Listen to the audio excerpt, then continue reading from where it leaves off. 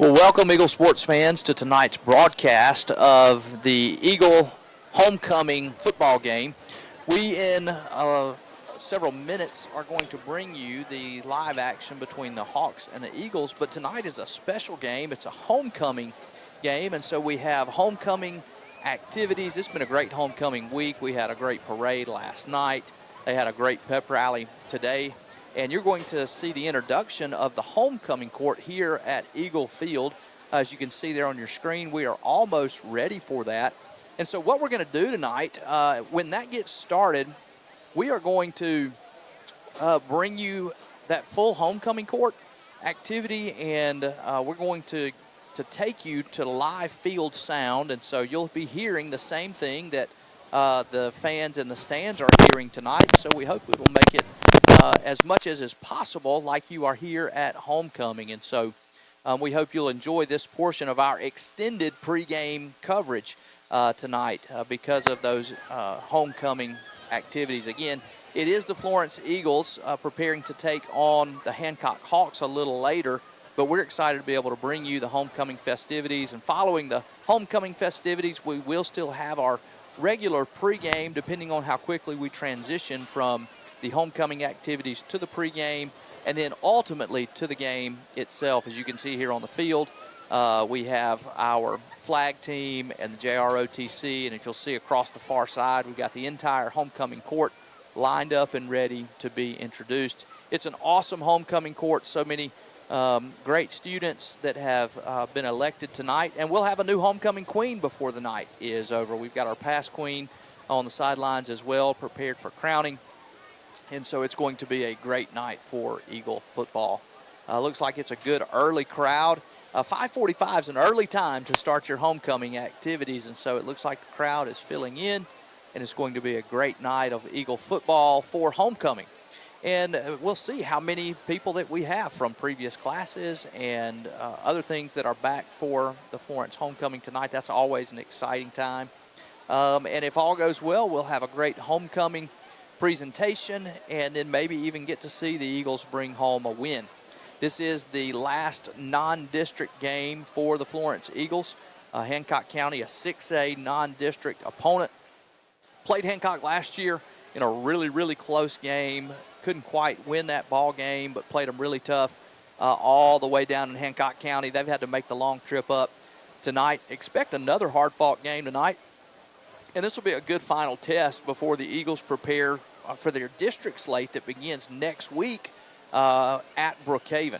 And that'll be a telltale sign for how our district is going to play out, as Brookhaven will certainly be one of the favorites in this district. And then Florence, last year's district champion, also, and so that'll be a telltale sign for which one of those two teams will be in the driver's seat. Good evening, ladies and gentlemen.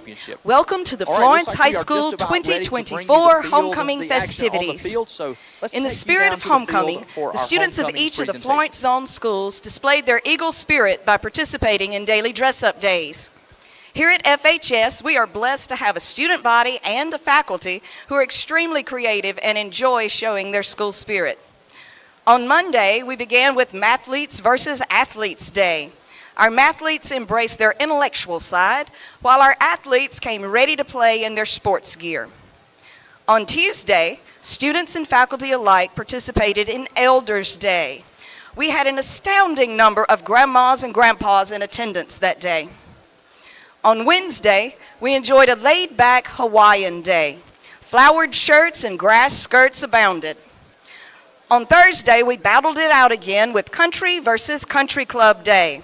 Our country participants sported a variety of plaid, camo, denim, and boots, while our country club participants showed their refined, stylish, and sophisticated sides. We finished the week today with Spirit Day. Students decked themselves out in red and black and painted their faces, all to show their Eagle spirit. We would like to thank our teachers and students for their participation. Their involvement has made this homecoming week truly memorable. Last night, many of you joined us on the streets of downtown Florence to witness the 2024 Homecoming Parade. Each class, school, and organization decorated floats supporting this year's homecoming theme of Once Upon a Homecoming. The freshman class took us to Shrek's swamp in a land far, far away. The sophomore class invited us deep into the forest to visit Rapunzel's tower. The junior class took us under the sea to visit the Little Mermaid. And the senior class, decked out in their togas, took us to Mount Olympus to visit Hercules. This morning, the student body and the faculty and staff voted and selected the most astounding float. The class winner of the parade float this year is the junior class. In this week of special remembrances, it is especially fitting that we honor all past graduates of Florence High School, especially those who graduated in classes that end in a 4. When your class is called, please stand and be recognized and remain standing until all graduates are acknowledged. Let's start with the class of 1954. What about the class of 1964? The class of 1974? 84. Anyone here from the class of 1994? Let's move on to the class of 2004. And lastly, the class of 2014. Thank you, alumni, for being here tonight to participate in our homecoming celebration. Tonight, we're pleased to have the Big Red Band's Color Guard and the FHS JRTC Sabre Team as part of our homecoming celebration.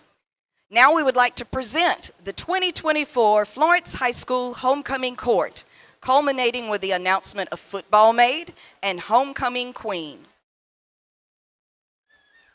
Representing the freshman class is Ms. Marley French. Marley is the daughter of Trey and Lindsay French. Her escort tonight is her dad, Trey French. At FHS, Marley is part of the FHS dance team, the Business Academy, and DECA. Marley also enjoys dancing with the Studio Soul collaborates, riding around listening to music, playing softball and pickleball, and hanging out with friends and family. When asked what she likes most about FHS, Marley said, "I love that even though beginning this year as a freshman was intimidating, FHS made the transition easier because I'm around my friends and familiar faces that I have always known. That's the great thing about growing up in a small town." 9th grade maid, Marley French. Representing the freshman class is Ms. Lily Nicholson. Lily is the daughter of Chris and Lindsay Nicholson. Her escort tonight is her dad, Chris Nicholson. At FHS, Lily is part of the FHS dance team, the Medical Science Academy, and FCA. Lily also enjoys going to church, shopping, riding her four-wheeler, hanging out with her friends, and dancing. When asked what being an FHS Eagle means to her, Lily said, "Being an Eagle means setting a good example, being a leader, and exhibiting characteristics such as kindness and positivity."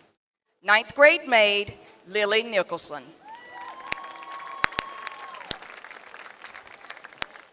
Also representing the freshman class is Miss Emmy Ross.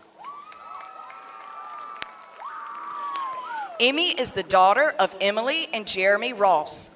Her escort tonight is her dad, Jeremy Ross. At FHS, Emmy is part of the Business Academy. Emmy also enjoys painting and playing the piano and guitar.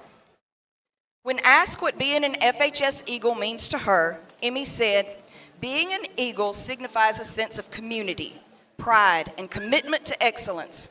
It embodies the values of teamwork, perseverance, and respect, encouraging students to soar to their highest potential academically, socially, and personally. The FHS Eagle spirit fosters a supportive environment where individuality is celebrated, and together we strive for success, ensuring that every member feels valued and inspired to contribute positively to the school and beyond."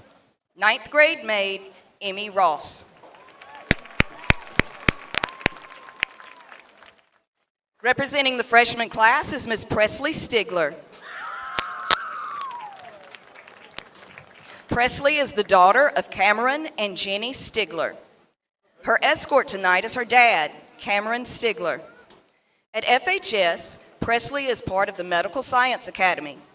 Presley also enjoys hunting, shopping, and spending time with her friends. When asked what being an FHS Eagle means to her, Presley said, "Being an Eagle means holding myself to a higher standard because of what our school stands for." Ninth grade maid, Presley Stigler.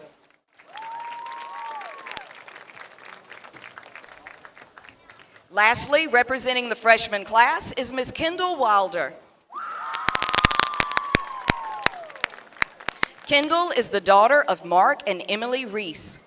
Her escort tonight is her dad, Mark Reese. At FHS, Kendall is part of the FHS volleyball team, softball team, and cheer team. She also participates in the Business Academy, DECA, and Beta Club. Kendall also enjoys shopping, playing sports, hanging out with her friends, and going to concerts.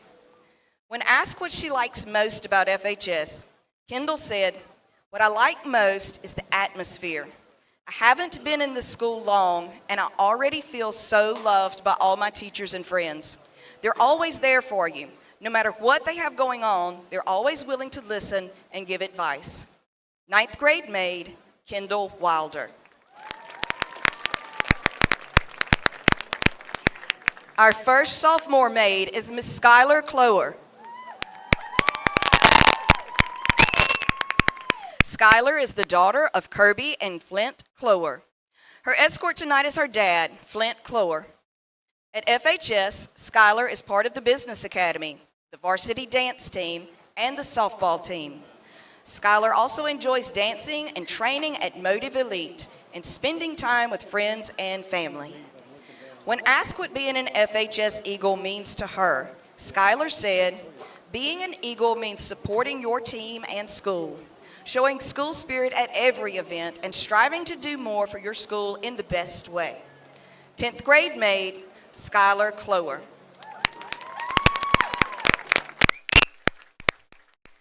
Our next sophomore maid is Miss Addison Grantham. Addison is the daughter of Brian and Kim Grantham. Her escort tonight is her dad, Brian Grantham. At FHS, Addison is part of the Business Academy, the FHS Girls Soccer Team, FCA, and the Mayor's Youth Council. Addison also enjoys playing soccer, shopping, and spending time with her friends. When asked what being an FHS Eagle means to her, Addison said, "Being an Eagle is supporting your school and being the best version of yourself around others." 10th grade maid, Addison Grantham. Our next sophomore maid is Miss Kristen Holmes. Kristen is the daughter of Chris and Joy Holmes. Her escort tonight is her dad, Chris Holmes. At FHS, Kristen is part of the tennis team, the yearbook staff, and DECA. Kristen also enjoys playing tennis, graphic design, and photography. When asked what being an FHS Eagle means to her, Kristen said, "Being an Eagle means being the best you can be in anything, whether it's athletically, academically, or socially." 10th grade maid, Kristen Holmes. Our next sophomore maid is Miss Alexis Smith. Alexis is the daughter of Brittany Estes. Her escort tonight is her uncle, Justin Walsh. At FHS, Alexis is part of the volleyball team. She also enjoys going swimming, going bowling with her friends, shopping, hanging out with her sisters, and going to church. When asked what she likes most about FHS, Alexis said, "What I like most is the dress-up days. It's so fun. I love to see what everybody wears and matching with my friends." 10th grade maid, Alexis Smith. Our last sophomore maid is Miss Tashana Young. Tayshana is the daughter of Deidre and Dion Watkins. Her escort tonight is her dad, Dion Watkins. At FHS, Tayshana is part of the basketball team and the track team. Tayshana also enjoys painting, cooking, playing sports, and track. When asked what being an FHS Eagle means to her, Tayshana said, being an Eagle means supporting the school through everything it does. It means always having a positive attitude and encouraging others. 10th grade maid, Tayshana Young. Our first junior maid is Ms. Abby Davis. Abby is the daughter of Greg and Aubrey Davis. Her escort tonight is her dad, Greg Davis. At FHS, Abby is part of the girls' varsity golf team, student council where she serves as junior class president, Diamond Girls, Beta Club, yearbook staff, and the FCA leadership committee. In JROTC, Abby serves on the JROTC staff as the S2 officer and is part of the JROTC drill team, the PT team, and the color guard. Abby also represents FHS as part of the Rankin County Youth Leadership and as vice president of the Mayor's Youth Council. Outside of FHS, Abby enjoys running, eating at El Cabrito, hanging with her friends, shopping, playing pickleball, discovering new music, and reading romance and murder mystery books, especially while soaking up the sun. When asked what she likes best, when asked what being an FHS Eagle means to her, Abby said, being an Eagle means I feel proud of my school and what it stands for. Here at FHS, we believe in kindness, supporting each other, teamwork, and working together for the greater good. The Eagle symbolizes honesty, strength, courage, and wisdom. As students of FHS, we try to emulate these characteristics. Whether you show your Eagle pride by being in the student section at the football game or in an academic competition, everyone knows we are different. But my absolute favorite part of being an Eagle is having fun and showing off that Eagle pride. 11th grade maid, Abby Davis. Our next junior maid is Miss Sydney O'Hare. Sydney is the daughter of Tony and Brooke O'Hare. Her escort tonight is her dad, Tony O'Hare. At FHS, Sydney is part of the soccer, volleyball, and golf teams. Diamond Girls, the Business Academy, the FCA leadership team, and DECA. Outside of FHS, Sydney is part of the FBC Florence Youth Group. Sydney also enjoys hanging out with family and friends, shopping, playing sports, watching baseball with her dad, going to Mississippi State games, going to church, playing pickleball, watching both her parents coach, and watching her little brother Cooper play baseball. When asked what she likes most about FHS, Sydney said, the thing I like most is the atmosphere. The teachers and staff are always so welcoming and helpful, and there is never a time when you feel left out. I love how I can talk to them at any time and have any kind of conversation, whether it's serious or not. 11th grade maid, Sydney O'Hare. Our next junior maid is Ms. Cora Whitney. Cora is the daughter of Barth and Karen Whitney. Her escort tonight is her dad, Barth Whitney. At FHS, Cora is part of the Medical Science Academy, HOSA, the FCA leadership team, and student council.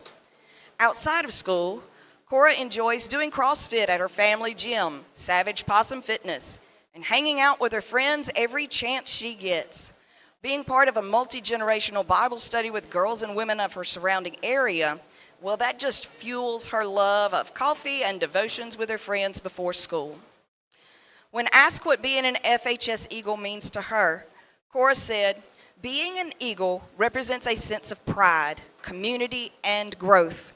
It's about pushing boundaries, celebrating achievements, and fostering a positive environment where everyone can soar. 11th grade maid, Cora Whitney. Our next junior maid is Miss Fallon Wilcox. Fallon is the daughter of Katrisa Young and Michael Wilcox. Her escort tonight is her dad, Michael Wilcox. At FHS, Fallon is part of the Medical Science Academy and HOSA. Fallon also enjoys in basketball. When asked what being an FHS Eagle means to her, Fallon said, "To me, being a Florence Eagle is showing respect and kindness to peers and staff, taking an active role in my own learning and growth, and contributing positively to the school environment.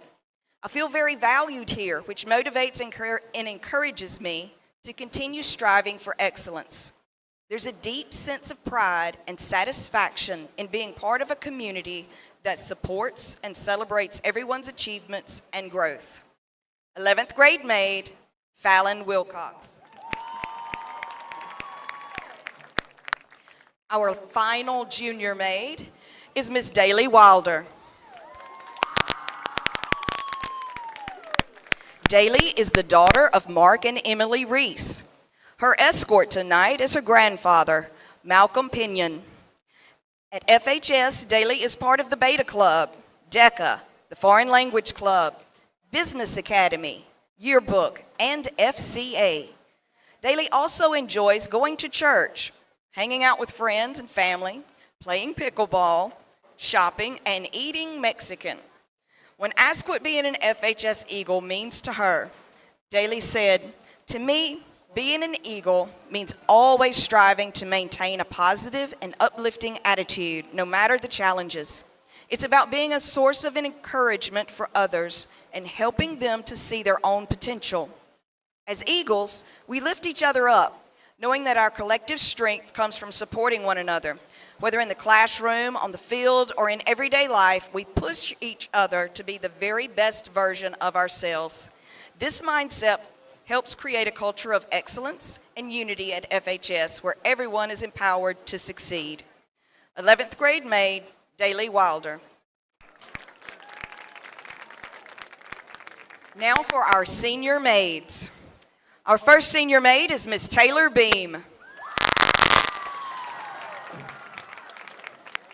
Taylor is the daughter of Catherine McCardle and Michael Beam. Her escort tonight is her stepdad, Jonathan McCardle. At FHS, Taylor is part of the Big Red Band and the jazz band where she serves as band captain and section leader. She is also part of JRTC where she serves as battalion executive officer, student council where she serves as student body treasurer, and DECA and FCA. Outside of FHS, Taylor enjoys reading, shopping, jewelry, and hanging out with her friends.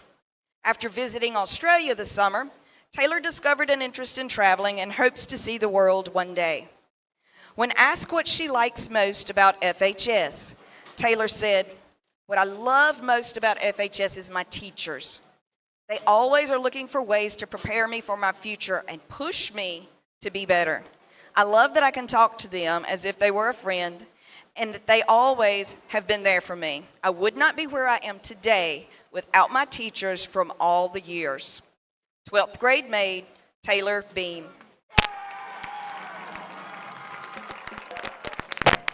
Our next senior maid is Ms. Riley Bishop. Riley is the daughter of Tyler Bishop and Amy Branch. Her escort tonight is her dad, Tyler Bishop. At FHS, Riley is part of the Medical Science Academy, HOSA's Future Health Professionals, Student Council where she serves as secretary, and then part of Beta Club, Mu Alpha Theta, the Interact and RACT Club, FCA, Diamond Girls, the Foreign Language Club, and the Mayor's Youth Council for the City of Florence. Outside of FHS, Riley enjoys working out with her mom, driving around with friends, hanging out with her family and dogs, spending time in her Bible, and laughing for hours with her sister, SK. When asked what being an FHS Eagle means to her, Riley said, "Being an Eagle means showing love and kindness no matter what. It means helping someone even when you're having a not so good day and putting others, Florence High School and the Florence community, above yourself for the benefit of everyone around you. I'm proud to say that over the past 4 years, I've been in an environment that I truly love and am grateful to be a part of. 12th grade maid, Riley Bishop. Our next senior maid is Miss Katie Beth Kennedy. Katie Beth is the daughter of Scott Kennedy and Sarah Kennedy. Her escort tonight is her dad, Scott Kennedy. At FHS, Katie Beth serves as the varsity co-ed cheer captain, the student council vice president, the president of HOSA, and the president of the Mayor's Youth Council. She is also part of the Medical Science Academy, Interact Club, DECA, Beta Club, Mu Alpha Theta, and the Rankin County Crown Club. Outside of FHS, Katie Beth enjoys reading, going to the gym, attempting to cook, being with her friends, shopping, and tumbling at jam in her spare time. When asked what being an FHS Eagle means to her, Katie Beth said, "Being an Eagle means to always give your all. Rain or shine, you always show up and show out. Whether that is in sports, in the classroom, at an academic competition, or just at home. The FHS staff makes this so easy by being encouraging and enforcing accountability. I am thankful to be an FHS Eagle." 12th grade maid, Katie Beth Kennedy. Our next senior maid is Miss Caroline Sanford.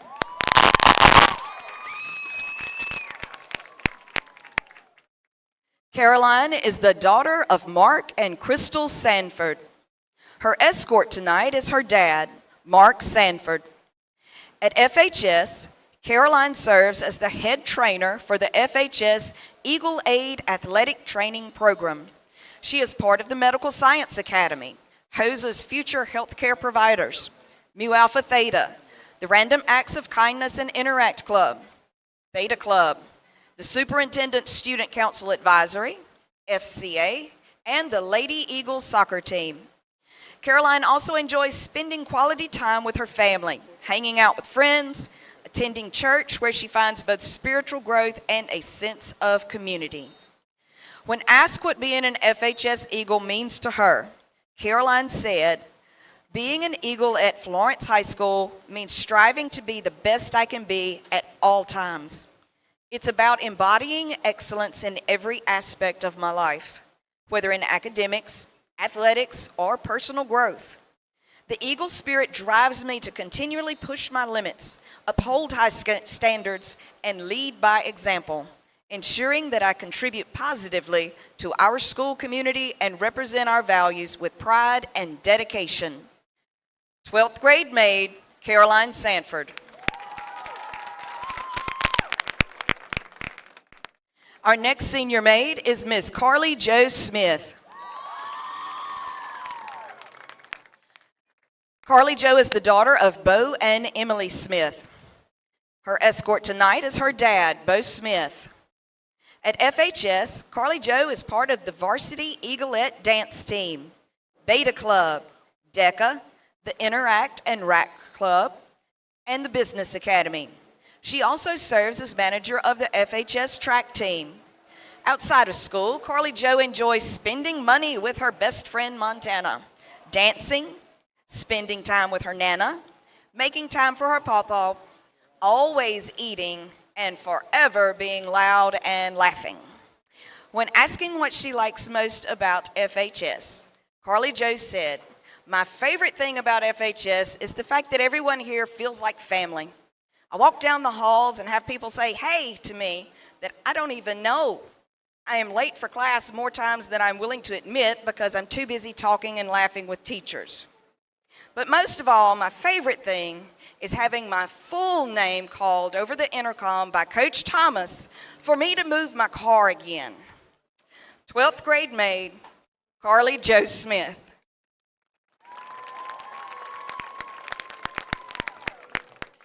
Our next senior maid is Miss Abby West.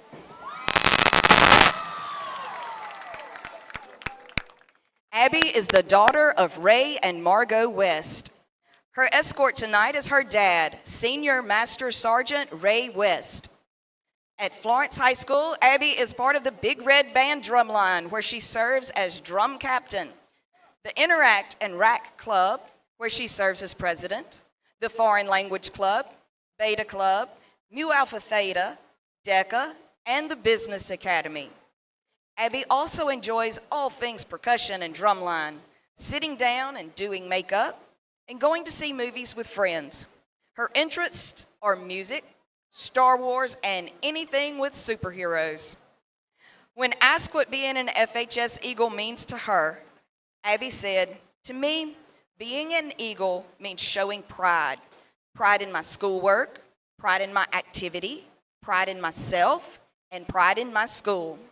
Florence has gotten bigger and better over the course of my high school career, and if we continue to show pride in everything we do, there will be no limit to the things that we can accomplish. 12th grade maid, Abby West.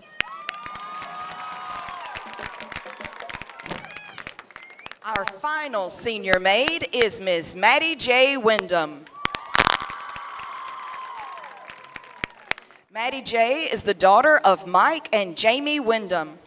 Her escort tonight is her dad, Mike Wyndham. At FHS, Maddie J. is part of the FHS Lady Eagles varsity volleyball team, Diamond Girls, Beta Club, and the Medical Science Academy, HOSA, the Interact Club, the Random Acts of Kindness Club, and the Mayor's Youth Council. Maddie J. also enjoys shopping, spending time with her family and friends, and playing with her two French bulldogs, Murphy and Luna. When asked what being an FHS Eagle means to her, Maddie said, "To me, being an Eagle means always being respectful to those around you. It's also showing your Eagle pride in everything you do. I have been, and always will be, proud to be an Eagle."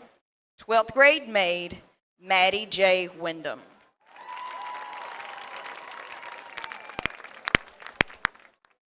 The Eagle football team has selected one of our senior maids as their football maid. Earlier this morning, the student body voted and chose our homecoming queen. The results of both have been kept secret until tonight. Our 2023 football maid and homecoming queen will assist Mr. Keith Reed, our head principal here at Florence High School, with tonight's coronation ceremony. Would you please welcome last year's homecoming queen, Miss Faith Quick, and last year's football maid, Miss Annalise Weathersby.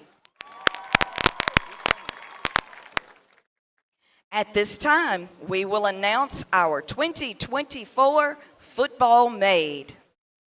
This year's senior girl, chosen by the football team as their special representative, is Miss Caroline Sanford.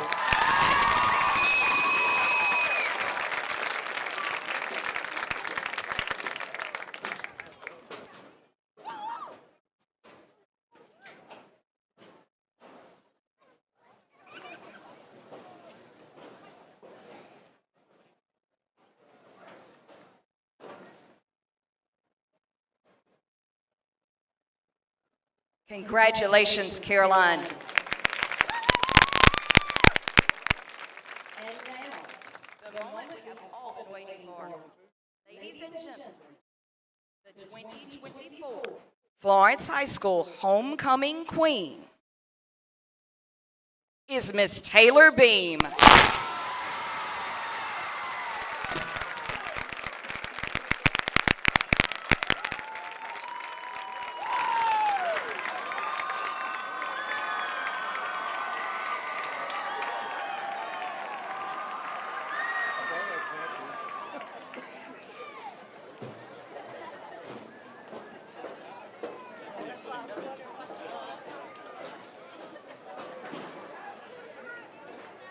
As they continue to take pictures, I would like to go ahead and share many of our thanks for this event. Thank you to Willow Blue of Richland, who provided the flowers and sausage for this evening, and Bruckner's Photography for their professional photography services. Thank you to Ms. Kelly Lingle and Ms. Angel Reed for coordinating the homecoming parade this year. And a big thank you to Ms. Amy McAllister for all she has done behind the scenes to make our homecoming festivities and dance a success. And also thank you to Ms. Coronation for all her assistance with pictures and field directions for the presentation of this court. We would also like to issue a thank you to Ms. Buston and the Big Red Band's Color Guard, and Sergeant Major Fiesel and the JROTC Sabre team for their assistance tonight. Let's give another big congratulations to our queen, Ms. Taylor Beam, and her. And as they head to the field, parents, we would like to issue a big thank you to you. Homecoming week would not be a success without your support. And last of all, but certainly not least, thank you, our Florence community, for being here tonight and for your continued support of Florence High School, where we are committed to excellence in all we do. Together, we rise up.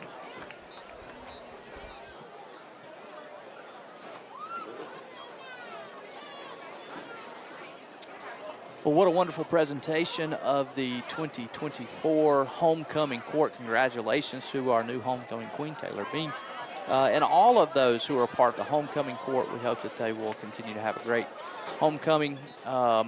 Again, we are getting ready to bring you a homecoming football game in a few moments, but first we're going to hear from our sponsors, so stay tuned as you hear from our sponsors. When we come back, we'll begin our pregame show right here on the Eagle Sports Network.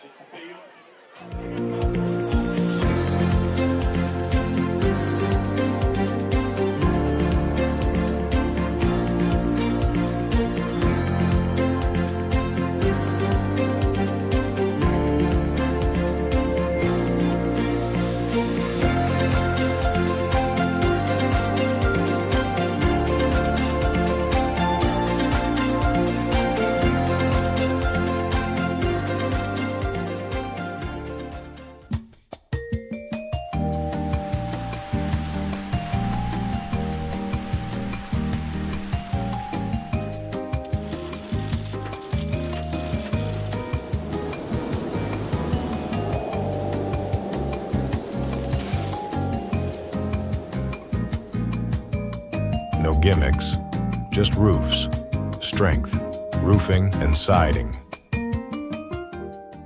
Come on, we're gonna be late.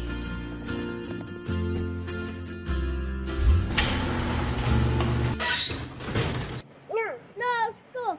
No When your school. garage door breaks, you don't just need fast, you need super fast. Call today and we'll send a certified garage technician to your home. Quality repairs done so fast, it's like nothing ever happened. They're not fast, they're super fast.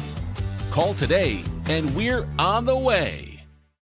So we've made it out to the warehouse where we're carrying bentonite products for drilling applications. We're carrying absorbents for any kind of spill applications, traffic control products for any other traffic control needs you have. We even have pallets of water. So safety is a big thing for us here at ESI Supply. So come see any of our 8 employees, any of our 7 employees, and we'll be happy to help.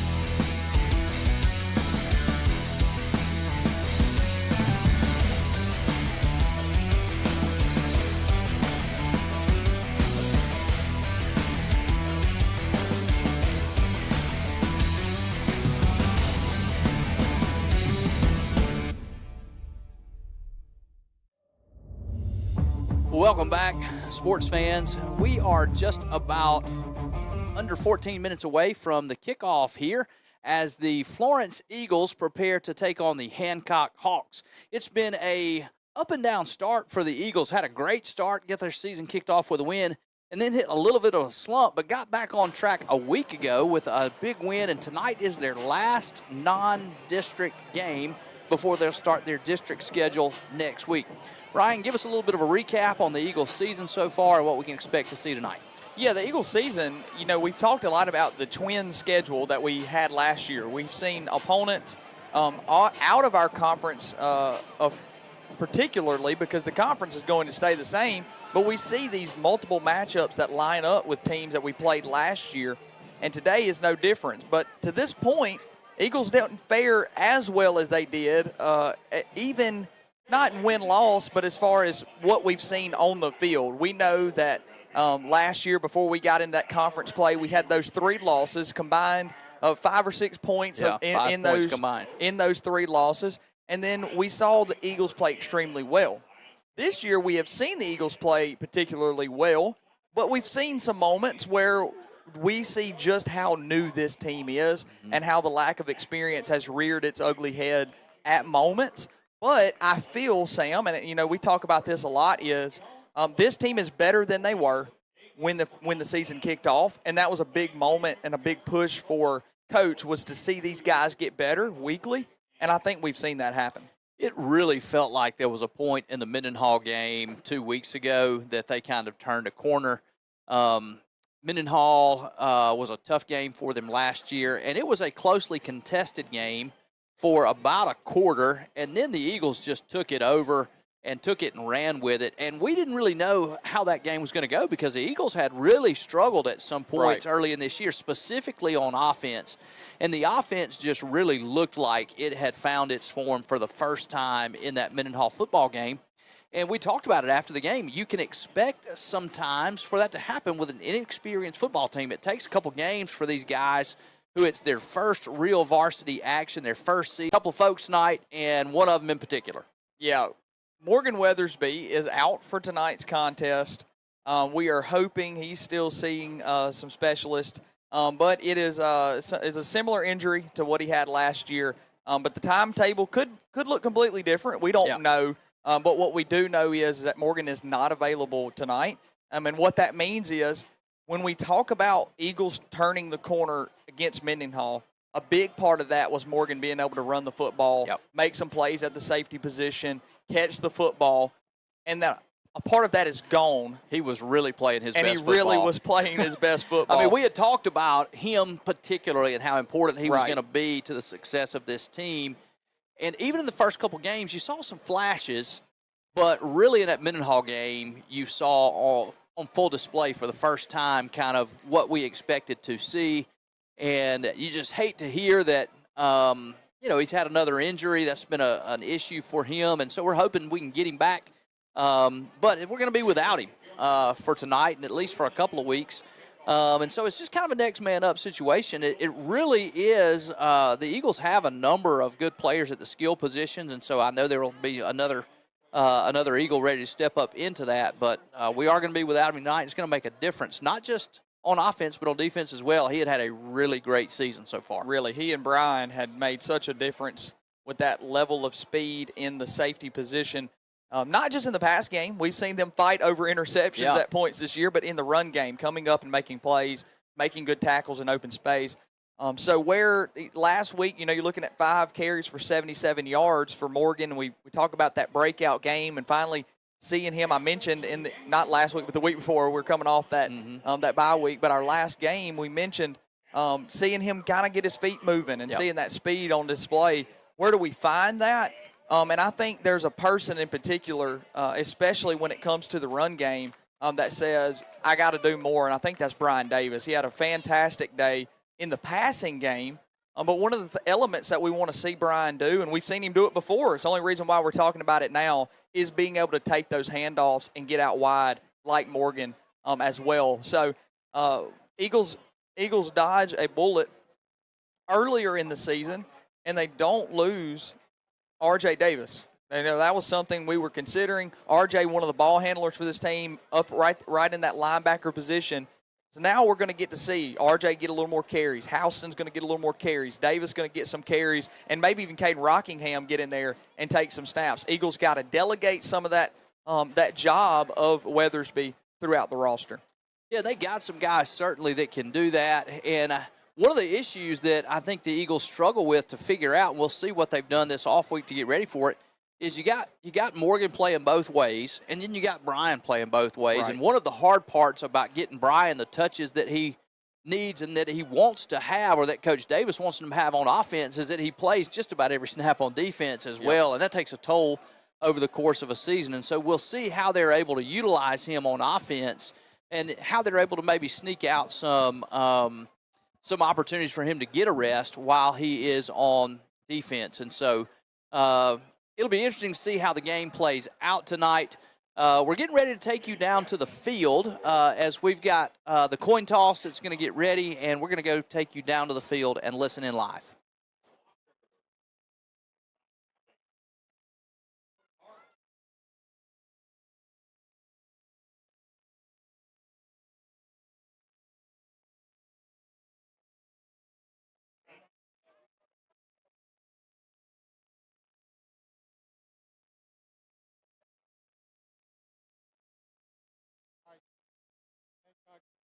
Guys, for his choice to the second half. Okay? So start the game, all right? You want to kick with the big clock. Okay? All right, so we're going to rotate with your guy with your back to the big clock, okay? You guys, all right? Okay, we ready? Let's rotate.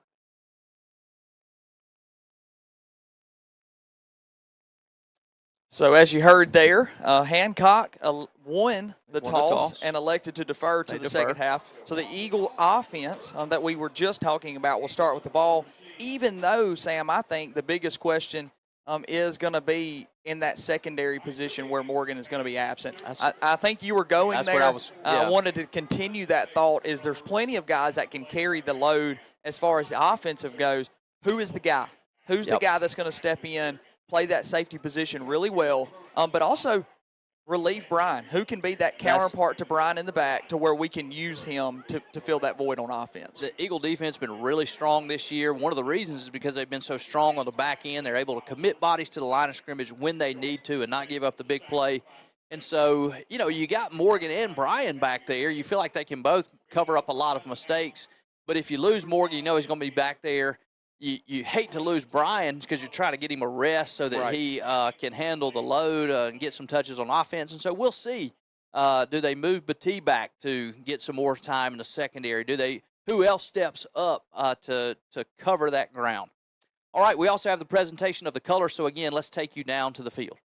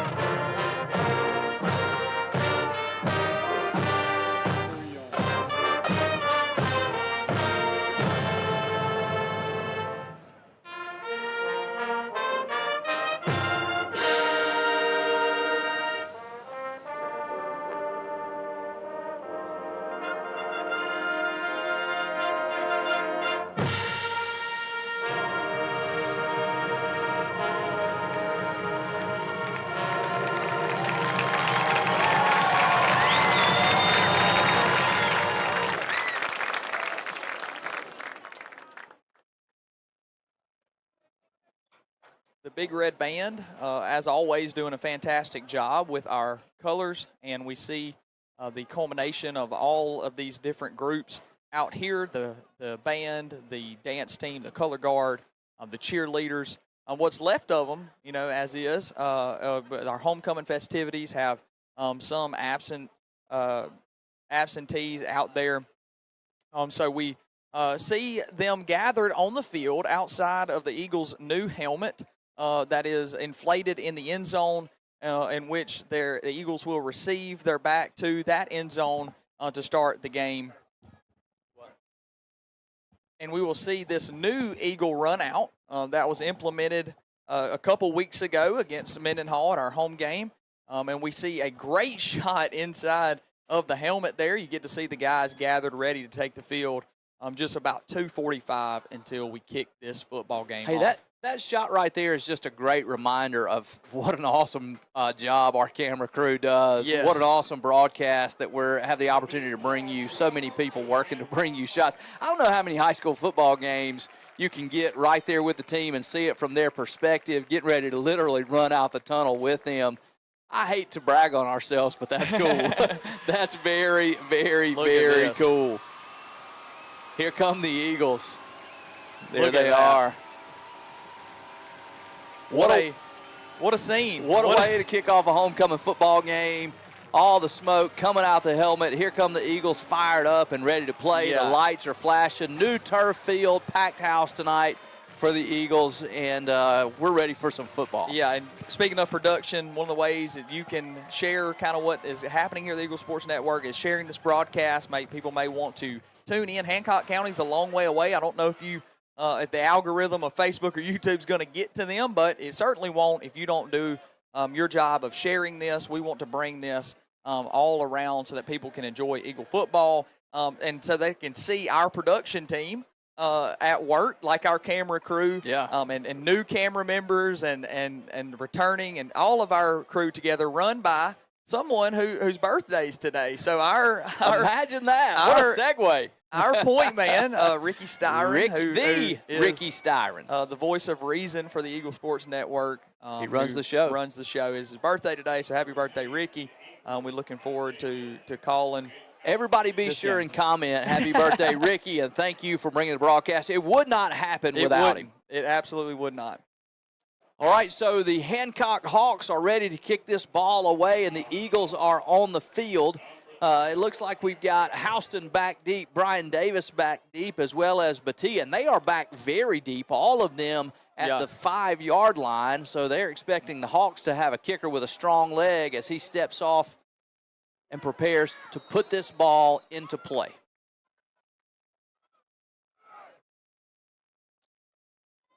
Waiting on this one to be whistled in. Now it is, and they chip this around the right side. It's Aiden Hemphill there, going to receive and return this at the 30-yard line. Now he breaks it out.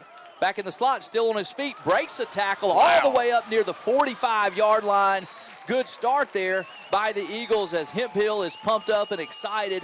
He likes to get his hands on the football, gets a chance there, and makes the most of it. The Eagle offense will come out with an opportunity right here on their own 45-yard line. Yeah, Sam, I thought with our returners being that deep that they may go to the middle of the field, but that was a harmless kick, very easily fielded there by Hemphill and with some space and some blockers. Yeah. So Eagles gifted with some good field position here, got to capitalize. Well, and we may know something they don't know. We know that Hemphill is incredibly sure-handed, very athletic, and we'd love to see him get that football right there. All right, here comes the Eagle offense. Ashley gives it off to Davis in the tailback position this time. He breaks up for a short gain off the left side. So we mentioned Brian Davis wanting to get some touches in the run game. He gets the very first touch of the game here. Yeah, no surprise. And look, you see RJ run on. These guys are going to alternate and relieve each other. Houston will come out from that fullback position. No surprise to see Davis, Brian Davis, that is, get a carry right off rip. Got to get him going if this offense wants to have a week like they had against Mendenhall. Twins to the left this time for the offense. Still under center for Ashley. He's going to give it to the fullback. Nice hole off the left side. He's going to be just short of a first down. That is RJ, and he's got a nice gain. It's going to bring up third and just about one. You see some people moving around now. So with everyone healthy, RJ has not been at that fullback position as much, and we've really seen that play really struggle this year. The Eagles have not been able to get much yardage through the tackles on that play. So already offense looking different but good and productive. Got to get a first down here if you're the Eagles. Same formation for the Eagles. This time they give it to Davis. He's hitting the backfield, makes a man miss, makes another. Wow. And he's going to be near the first down after he's hit 3 yards deep. We'll see the spot. They signal him ahead and say first down, Eagles. Big third down conversion there. What a run by Brian Davis. You see why we want him to touch the football. He does all the work here. There are Hancock Hawks in his face when he gets the ball. He makes a couple of guys miss, continues to move his feet. We see the Eagles get a first down here and move the chains. Eagles going to go with a single back this time. Wing to the left. They're going to give it to the single back. He's hit in the backfield immediately and driven to the ground. 43 in the backfield. He had penetration last time. He has it again here. This time, nowhere for Houston to go. Eagles got to get something figured out off that right side. An obvious blown assignment. You can't leave him unblocked and give it to the single back in that situation. That's just a difference of player type there. Houston, not the quick feet that Brian is. So Eagle offensive line's got to figure something out up front. Seems like the Hawks are kind of doing everything they want on that defensive line. 43 is a big man to leave unblocked. They leave him unblocked again, but this time run to the left, and that is looks like Rockingham. Yeah. And he stopped for another loss. Again, more penetration by the Hawks. This time it's off the right side, but you can see even off the left side, closing from the back side, just lots of white jerseys streaming across that line of scrimmage, and that is a bad sign for an Eagle offensive line that needs to play well in order for this offense to be successful. Yeah, the past couple of plays, last 3 plays, if you will, have not been good for this Eagle up front. Got to figure something out. They'll spread them out here. Third and about 14, back in the shotgun. Ashley looking to pass. He has a man out to his left. That is Davis, and that ball is caught. Going to be out of bounds at about the 40-yard line, maybe at the 38, and it's going to be a decision situation here as you're probably just outside of field goal range, but going to be about a 4th and 4. Yeah, I think that play design may be on purpose here. They just want to get as much of that as they can back, a simple route, out route to Davis, because this is go territory, I believe, for the Eagles here in no man's land in between the 40s. That was an incredible throw by Ashley, by the way. Not a lot of room there. He drops it in to make this a 4th and manageable. In the shotgun again. Battie in motion. They give it to him. He's got room on the left side. He's going to have the first down. Still on his feet. He's going to be tackled there across the 30-yard line, and that's a really nice response by the offense and that offensive line. This time it's Battie as he stretches it out to the left, puts a foot in the ground, cuts up the field, and makes a nice gain. So early on, I mean, I know this is a smaller sample size. You see Battie choose just the right cut there and continue to work like Brian Davis on that play. What in the Forest Hill game was a lot of bunch. Eagles couldn't get a lot going. Decided to spread them out, began to get some Had a little more yards. success. Smaller sample size here, but it'd be interesting to see how often the Eagles go back to that spread. They are in tight with a double wing this time. They give it to Davis around the right side. He's going to cut up, got it in the open field across the 20 to the 10.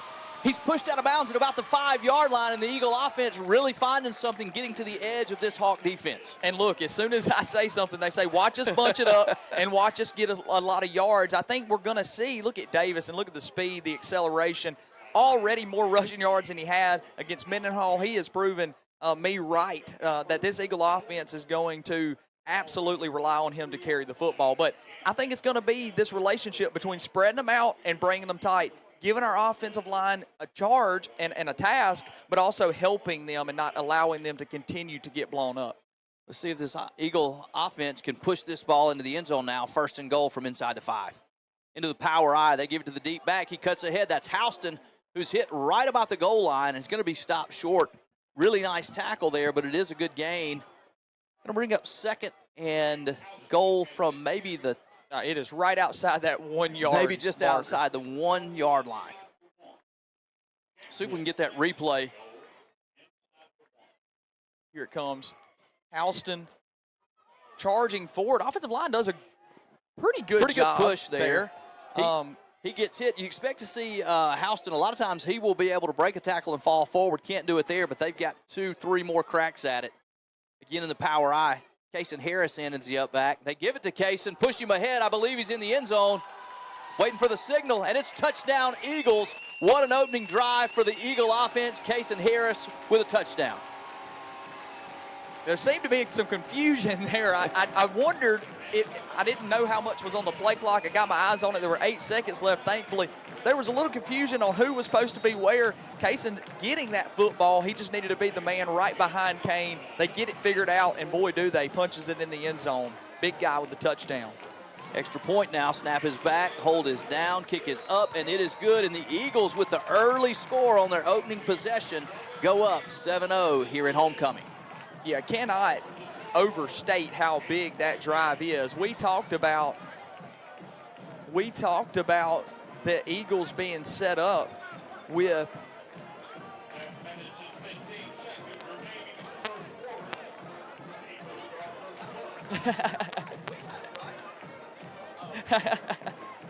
there is some proud family here for Kaysen on his touchdown. But we cannot overstate how big that drive is. We talked about the good field position, opening statement of the game. The Hawks win the toss, elect to give us the ball. They won it at half. It's crucial you score right there. Eagles do a good job. We talked about how we felt like the offense had kind of turned the corner in Mendenhall, how we'd finally seen them kind of hit their stride and play really, really better than they played all season. This was an opening drive continuation of that. That third down pass that Ashley hits there really makes it manageable. And even though that's not what scored the touchdown, the next play happened. But that was a big throw. Everybody doing their part. Big early score for the Eagles. Ball is flat on the ground here. Will be pooched forward. Fielded there at the 25 by an up back. And he is hit hard right there at the 44-yard line, and so both teams going to have good early field position. That's 43 Noah Myers, I believe, covering that kick.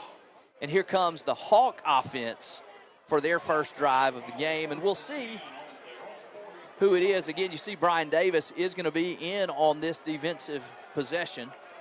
It looks like, you know, Aiden Hemphill had come off offense and been predominantly a defensive back. We'll see the same thing here. We see Rylan McFall out there. He may be the answer here.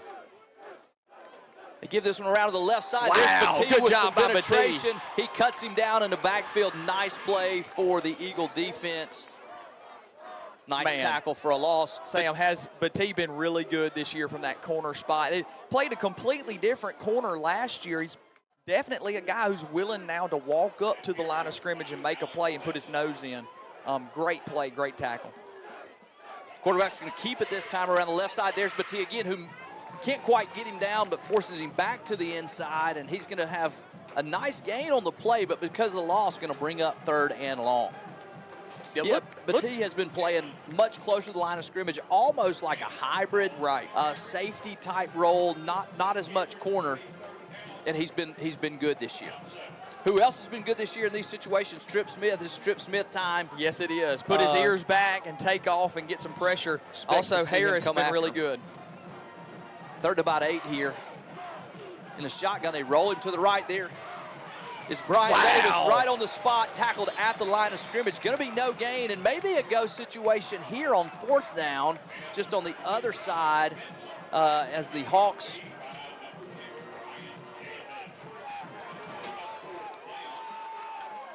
trying to see how many new bodies they're sending on. Looks like they're going to punt this ball away.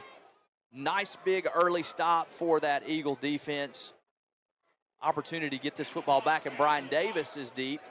Very dangerous. We've mentioned his name a couple of times. See if he gets a chance to return this one.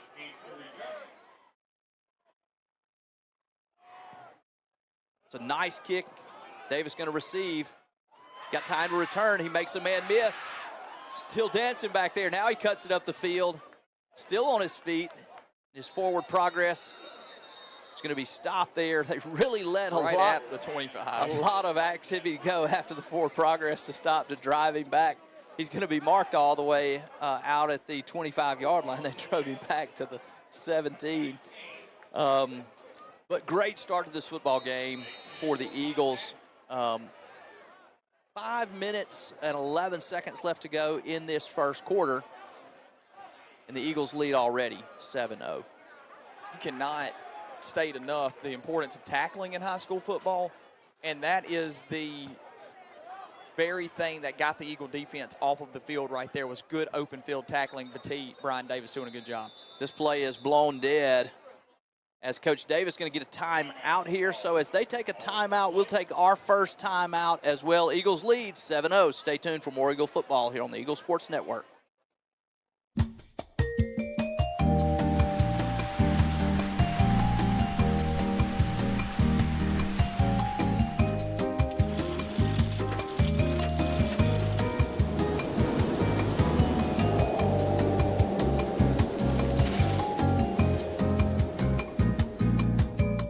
No gimmicks, just roofs, strength, roofing, and siding.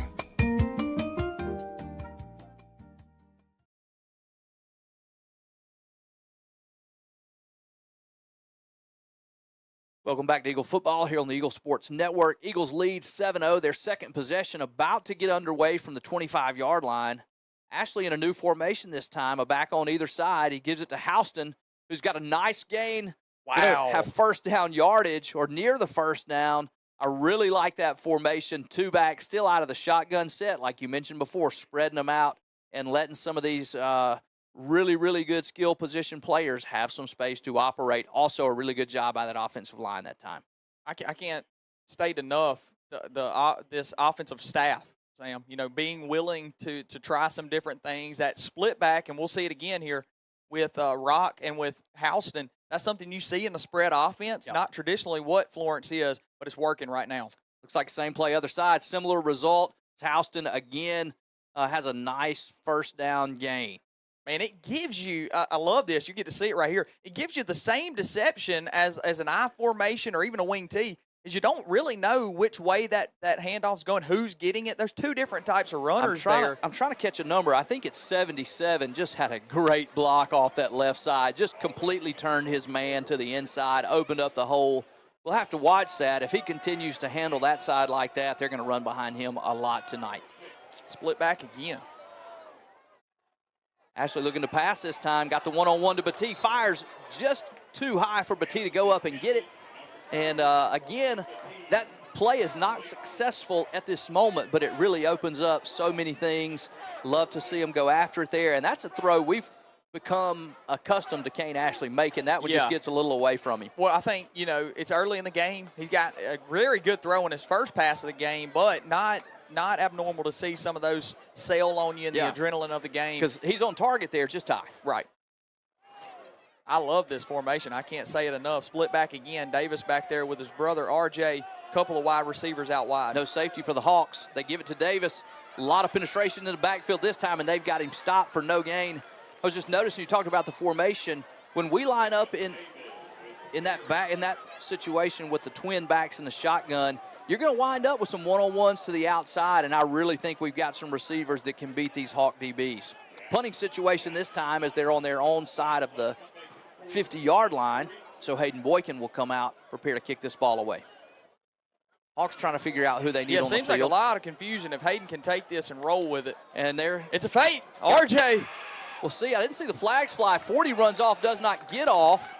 And so there's got to be too many Hawks on the field. Doesn't have to be. There are no flags indicating and it looks like he's got the first down either way. And I believe Coach Davis wants to. He seems okay with it. He said we got the first. We're all okay. Yeah, he's barking with Batee there, but wow, what a gutsy play call. Rolling the offense off, running the punt team on just to give it to your guy and him get a first down. Moves the chains regardless. Go back to the wing T here. So the offense, new set of downs, stay on the move here. And now Coach Davis is going to get a timeout. A little confusion, couldn't quite get everybody where he wanted them to go. Still a conversation, trying to get Batee lined up right. And good time to take a timeout. You don't want to compromise your momentum. As they take a timeout, let's get another timeout and a word from our sponsors. Stay tuned for more Eagle football here on the Eagle Sports Network. Come on, we're going to be late.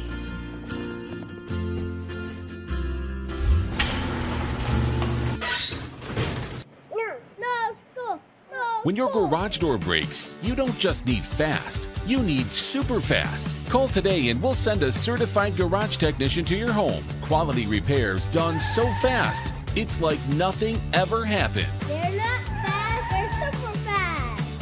Call today and we're on the way. All right, welcome back to the Eagle Sports Network. Eagles lead 7-0 with 3:10 left to go in this first quarter. First down after a successful fake punt for the Eagles. They give it to Davis off the left side. He's going to cut this one up. Going to have a gain of about 3 yards on the play. You can really see that Hawk defense trying to stretch it out, and these Eagle backs just looking for a crease to turn up into, and they have been successful when they've hit that crease multiple times tonight. I'm going to credit the offensive line early. It feels as if the Eagles should be able to throw with what the Hawks are giving them, but just running the ball too well right now, so we'll see if that can continue. They go shotgun again. Yeah, the Eagles just with a single safety. He's crept up. This ball's on the ground. So we can't handle the snap in the exchange. Houston covers it up. That's going to bring up 3rd and long. Hard to see. We'll see if we get a replay on if that snap comes back and just can't be. It looks like, Sam, it went straight to Houston. I'm not sure if that was a design. We've seen that a number of times this year where the back steps in front. Not sure if it's supposed to be a design play, but every time we've seen it, it's ended up on the ground. It's had that result. I'm going to say let's resolve that issue. Get that one out of the playbook. All right. 3rd and 13 for the Eagles in the shotgun. Looking to pass this time. He's got a man wide open over the middle. Keegan! Keegan Cooper. He's at the 20. He's at the 10. He's going to go. Touchdown! Eagles, they slip him through on the pop pass. Nobody goes with him straight up the gut. And the Eagles with another touchdown early in this football game. What a play, what a throw, what a catch. Wow. We gotta mention this. On the out route, sets up a 4th down. Eagles run this play. They hand it off to Batee. They run the same play. It looks like Batee's just getting completely vacates. And Cooper, all by himself, outruns number 4, even willing to drag him into the end zone if he had to. Extra point up and through. Your Eagles lead 14-0. What a start for the Eagle offense. You just could not script it any better. A long way to go, but you're really, really excited about how the Eagles have come out to play here at homecoming. Man, and listen, this fires me up. You see the linebacker, you see the safety. They both turn him loose, and he's off to the races, and he's gone. This fires me up for a couple different reasons, Sam. To see Kane respond, put a ball back on target, but then to also see a guy who plays many, many downs, unnoticed, blocking out there at wide receiver, getting his hands on the football, scoring a touchdown. Man, that'll fire you up right there on a Friday night. What a job by Keegan. Keegan's a tough player, does a lot of dirty work blocking on the outside. He doesn't get his name called a ton, but he gets his opportunity and makes the most of it. Great play right there. And again, another nice throw by Ashley just to maintain his composure. Keegan's all alone out there. Yep. He does what he needs to, puts it on target. Eagles take this 14-0 lead with just 1:44 in the first quarter. You know they want the ball back right here. This is the Rod Davis special. See how Hayden handles this. Little pooch kick. Here's the chip. Got some space. That ball's loose. Eagles have it. We called it. Look, they execute perfectly. Batee gets all the way down here in his face. Eagle football. Causes the up back to bobble it. It hits the ground. There's another Eagle there, and he's on top of it. Great call, even better execution. What a weapon is Hayden Boykin, able to put that ball in the perfect spot. Batee just enough in his face. And then who is that on the recovery? Brian Davis. Brian Davis gets in there and wrestles that football away. And here comes the Eagle offense again. You know they want to go ahead and put another score on the books. And I know adrenaline is pumping through my veins right now, but I would run another play action here. I would love. It's hard not to go after that single high safety. You're back in the tight set this time. Cooper all alone on the outside. Another high snap.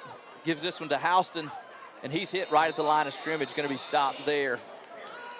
Another one of those situations where you almost had a difficulty on the exchange. Hard to tell if that ball is just high and that's causing the timing, or if Houston is coming over earlier than he's supposed to. But again, you got two guys almost going for the same football. That slows things down a little bit here for the offense. It may be a good thing. You don't want to get ahead of yourself. You got all the momentum. Get another possession. Ball on their own 41-yard line. Just need to keep these chains moving.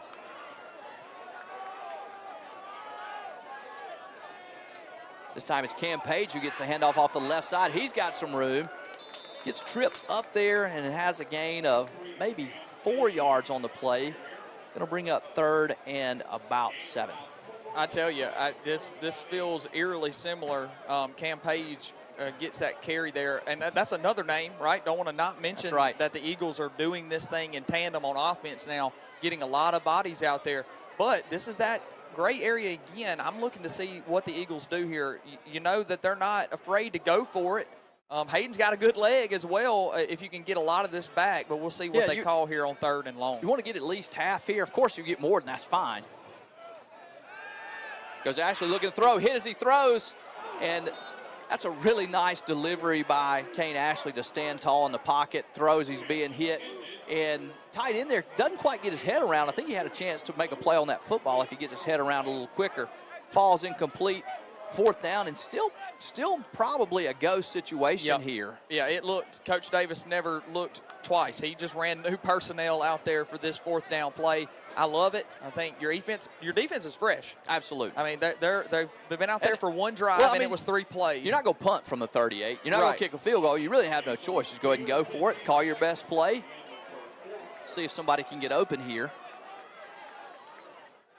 Ashley is looking to throw. He's going to be hit as they get a rusher free through the middle. Yeah, I was just about to. The snap kept me from talking. I was about to say Eagles got to do a better job of protecting here if we're going to stay back and throw this ball. They don't do a good job, and we'll see a turnover here, and the Eagle defense will come back out up 14. Yeah, and that's a linebacker who just comes right through the middle. As everybody's trying to get a hat on a hat, and they miss one, he comes through, actually takes a big hit, and that's where the Hawks will pick this ball up on their own 48-yard line. Eagles running a man out here. A little confusion. Got some whistles on the field as the Eagles trying to get another man on. Yeah, just looked like we were going to have a timeout. And I think what this is probably going to result in is they're respotting this football. I think our line judge here that's close to us felt like the ball wasn't in the right spot. That allows Eagles to run a man on late. There seemed to be a little bit of confusion everywhere, but they reset this and get it whistled back in for 1st down, Hawks. Hawks give this ball off the left side, and he's going to be brought down right at the line of scrimmage. Couldn't get a number there, but one of the Eagles down on the ground around his feet. Kason Harris around his legs, not going to turn him loose. A nice play by Harris there off that right end. And he's letting you know it was him. He's pumped up. This Eagle defense has been tough tonight, even though it hadn't been on the field much. Looks like we're going to have a timeout here as they take one. We will as well. Eagles lead 14-0. Stay tuned for more Eagle football here on the Eagle Sports Network. Hey, this is Patrick at ESI Supply. Let's talk about the ABCs of fall protection. Anchors, body wear connectors. When it comes to anchors, we have cross-arm straps, we have tie-in points, we have roof anchors. B for body wear, we have multiple different lines of fall protection in harnesses, all shapes, sizes, and styles.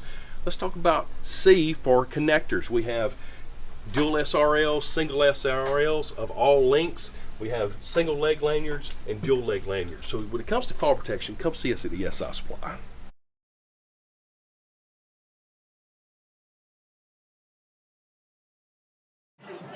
All right, welcome back to Eagle football as we are underway now in the second quarter. Eagles lead 14-0, but the Hawks have the ball on their own 45-yard line. Going to give this one off to the left side. He's brought down again, hit right at the line of scrimmage, and going to have a very short gain on the play. That time I think it's Cam Page who gets down around the running back's ankles and stops him. Going to bring up 3rd down and long again for the Hawks. Man, you cannot say enough about this start offensively and defensively and special teams. Eagles had a picture perfect, other than the turnover there on 4th down. Couldn't ask for any more things to go your way. Defense just out there for 4 plays in the first 12 minutes. You will take that every time. If you're the Eagles. Quarterback looking to pass here under heavy pressure. They got the screen set up. Only one man to beat. Still on his feet there, and he is hit hard at the 30-yard line. Thought we may have had a block in the back there. Yeah, I saw that. It's on RJ. Right on RJ. Yeah, no flags fly. He gets on the inside of his man here. You'll see it. Everybody gets beat. RJ drops back, and right there. He just gets shoved down from behind. And then we see a blindside block by the same player. Player. But Xavier Smith gets in and lays the boom. But the Hawks do have a first down set up at about the Eagle 30. Give this one off to the left side. That was a really nice play call by the Hawks coaching staff to set up the screen there. It worked to perfection, and so they keep the chains moving. And that gets them into Eagle territory for the first time tonight. It is so impressive. Those screen passes are all about timing, which is very hard for an offense to get down. You're letting free rushers go at your quarterback. He's got to have the poise to do a good job. And running again off the left side this time. He stopped for a loss. There goes R.J. Davis. Brings him down. Mama, there goes that man. Does a good job. Plays this perfect. Slips under. Look, he's like, you're not blocking me. I'm coming through, bringing you down. He lets them know. He looks over at the sidelines. He says, not this side. He is every bit of energy and passion that comes from his dad. He is fired up. He's playing really well. Got a lot of reason to be excited about this Eagle defense right now. Quarterback rolls out to his right, looking to pass this time. That ball falls incomplete as Batiste got him covered on the outside there. Not much room to throw that ball into. A really nice throw by the quarterback. Really was. Yeah, he zipped that one in to give his receiver a chance, and he just can't hang on to it. Dare I say he just missed it. I mean, I think there was a small window there, but it was a window that he fitted into. He put it in it. I'm not sure. A lot of confusion can happen if you turn up and you look late, or if you just can't get your hands around it. But anyways, it sets up a 3rd and long. Eagle defense just trying to get back on time here. Allowed kind of a big play there on. Had a hold on that play, and that's going to be declined. Eagles going to go ahead and bring up the 4th down situation. First penalty of the game as well, I do believe. I can't think of another one. So big 4th down play coming to you here. Empty set for the quarterback. Now we're going to get a timeout on the field. I believe the Hawks take this one. As they take a timeout, let's take a timeout as well. Big 4th down play when we come back. Stay tuned to the Eagle Sports Network.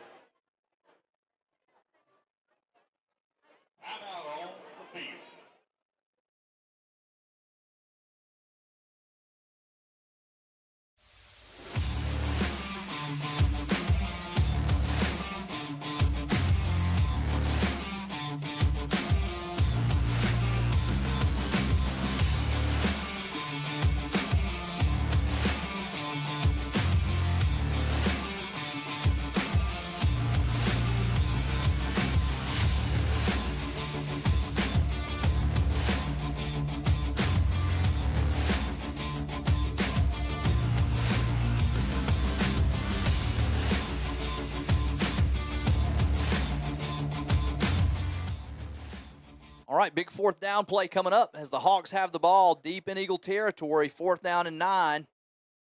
Empty set for the quarterback. He takes this snap, drops back, looking to pass. Here comes heavy pressure. We miss him on the blitz. Now he's going to try to get it on the feet. He's still on his feet, one man to beat. And that is going to be a 1st down run by the Hawk quarterback. Really nice gain there. Eagles bring pressure and have an opportunity to hit him in the backfield, just kind of run past the play, and the result is a big 1st down gain, and it's going to be 1st and goal from the 10-yard line. Quarterback going to run this one. Not nearly so successful this time as he runs into a host of red jerseys. They pick him up and carry him back for a little ride. And that's going to bring up 2nd down after that loss. Well, I tell you, I kind of almost cringed just a little bit watching that quarterback run. That's something the Eagles struggled with big time last year. This team has done a better job, this particular defense, because of the speed we've added. But just a bad job of tackling there on that 4th down gives them. I think the Hawks think they found something there with the QB run, but a QB planned run is way different than a play that's breaking down. Is totally different. This time they give it a reverse action. Eagles trying to stretch him out. Brian Davis got a beat on him, cuts him down. Another loss on the play. Hawks try to go razzle-dazzle. The Eagles are all over it. Look at this. Not fooling anybody on that reverse. What a beautiful play by Brian Davis. It looks like he's jogging. Like he's got the angle on the guy, and he's just trying to make him make a move. He doesn't, gets down. Okay, we got to talk about this. This brings up a 3rd down and long situation. Rylan McFall is back there on that quarterback design, or that quarterback scramble. He makes the one-on-one tackle. He doesn't make that tackle. The Hawks may already be on the scoreboard. As it is now, they're going backward, bringing up 3rd down and goal from their 14-yard line. We'll see if this Eagle defense can get a stop. Quarterback looking to throw, throws it out to the left side. It's a hook. Ball's loose. Ball's loose. I believe Eagles the Eagles have it. And they do. They try to go razzle-dazzle again. It looks like it's going to work. He can't quite get the pitch off. You'll see the running back comes around. He's going to lateral it to him. But because of the hit there, it makes the lateral just a little more difficult. He can't get it to the back, and the Eagles cover it up. Nice break for the Eagles there, and they're going to take this football. Sam, let me tell you, if you want any evidence to how good your defense is playing, when a team is willing to run 2 separate trick razzle-dazzle plays, a reverse followed by a hook lateral in a row, that shows you just how good this defense is doing their job right now. Eagle offense got a long way to go, but just thankful to have the ball Hawks here. Really, it tells you how bad they felt like they needed that score. This time the Eagles go back to the ground. That's Rockingham. He's going to have a short gain on the play. Yeah, getting a turnover there inside of Eagle territory, that red zone for the Hawks is huge for a defense who hadn't been on the field. Yeah. Found themselves on the field for a while there, for almost 5 full minutes. Does a good job there just staying contained, making tackles when they mattered. Busted play, screen, we thought there was a hold there. Working all against them, they get the turnover in the offense back out here for the 2nd down. Ashley takes this snap. They keep it on the ground again. Eagles try to push the pile here. There'll be another short gain on the play as the Eagles don't want to do anything to put this ball in harm's way deep in their own end. Going to bring up 3rd and maybe 6 yards. Such a difficult place of the field to call offense because you do have the shadow of your own goal right there in your back. You don't want to do anything. The only thing worse than turning it over in the red zone is turning it over in your own red zone, and that could set up those Hawks again. So Eagles wanting to convert this, not necessarily conceding this drive, but like you said, being very cautious here with their back being to their own goal. Going to go back into the shotgun this time. Ashley takes this snap, is looking to pass. Heavy pressure, he steps up. Now he's going to turn it loose. That ball is going to fall incomplete. As he's looking to try to find Davis, he sees him streaking across, tries to turn it loose at the last minute. Turns out to be an incomplete pass. No harm done there. You give yourself a chance, and now Hayden Boykin will come out for his first punt of the game. And Hayden Boykin has had an incredible year punting the football so far. And the Eagles need him to hit a good one here. Don't think we'll see the fake this time. He rolls out to his right. He does kick this one over the punter. Makes him backtrack across the 50. He's got the return now, still on his feet. And that ball is going to be returned across the Eagle 40-yard line. Pretty nice punt by Boykin there. Drives the returner back.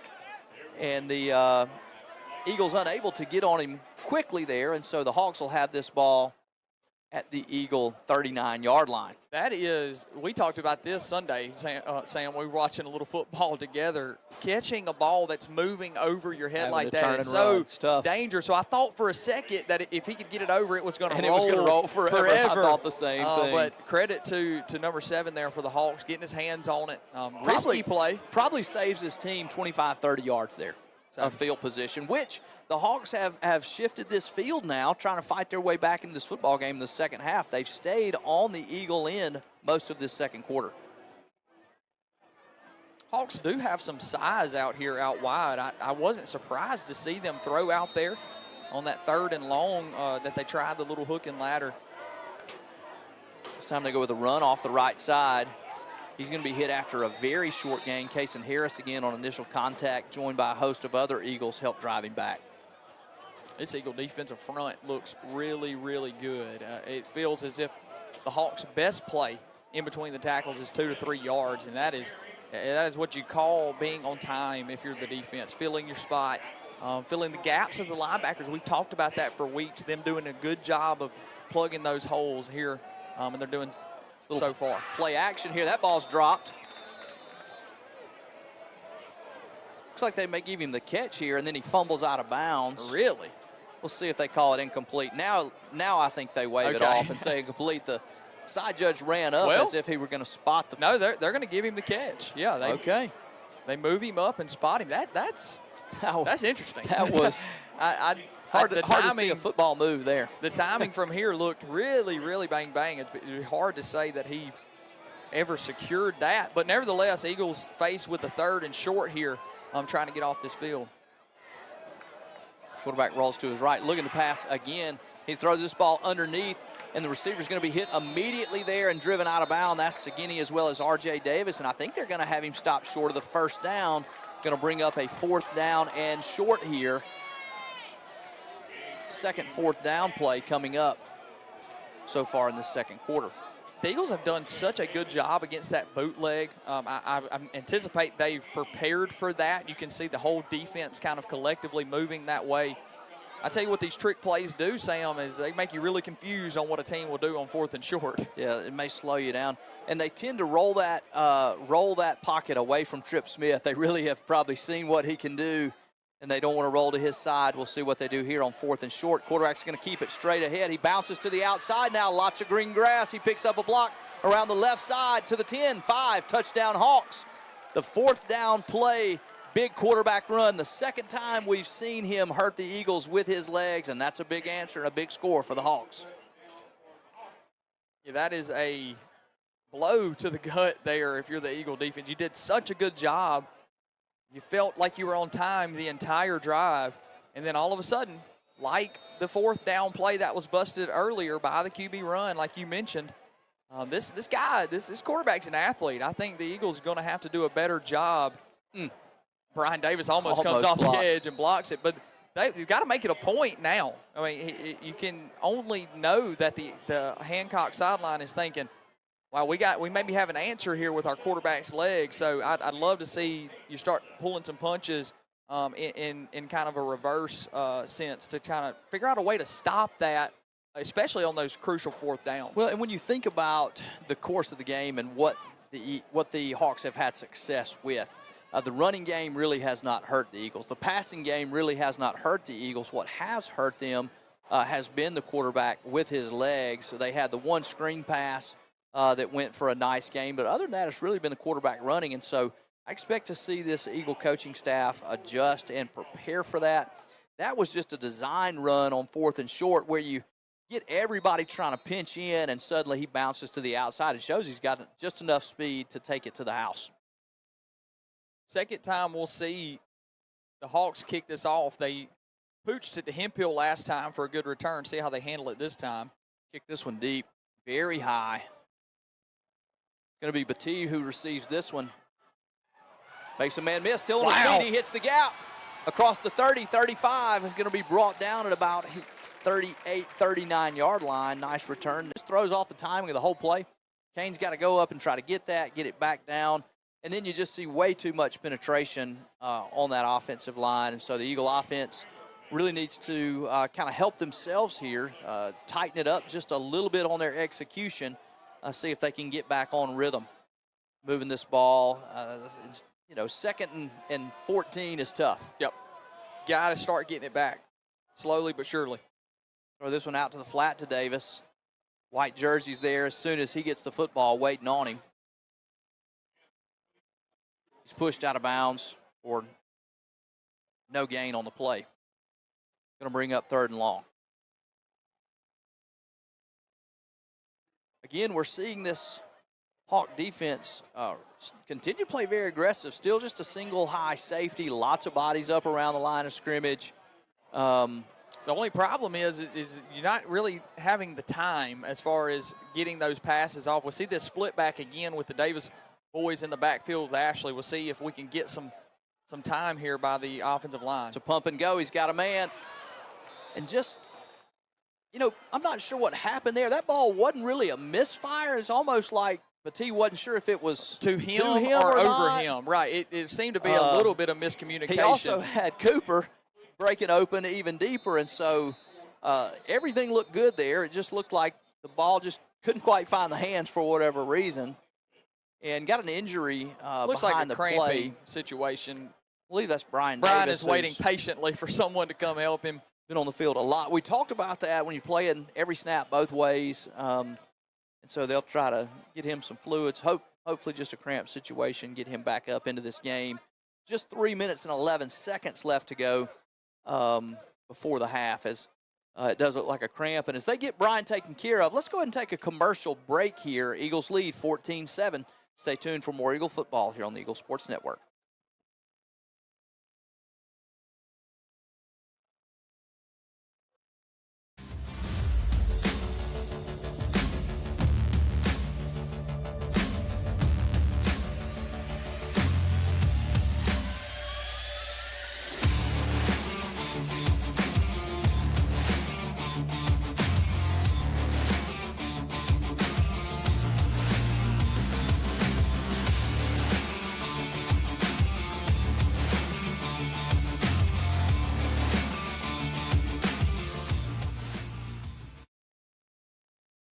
Welcome back to the Eagle Sports Network. Hayden Boykin is back deep on a 4th and about 15.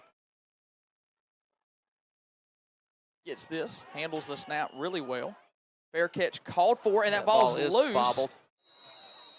He able to get his hands on it. Eagles, that's a low line drive punt there. Eagles did that. He fair caught that ball, right?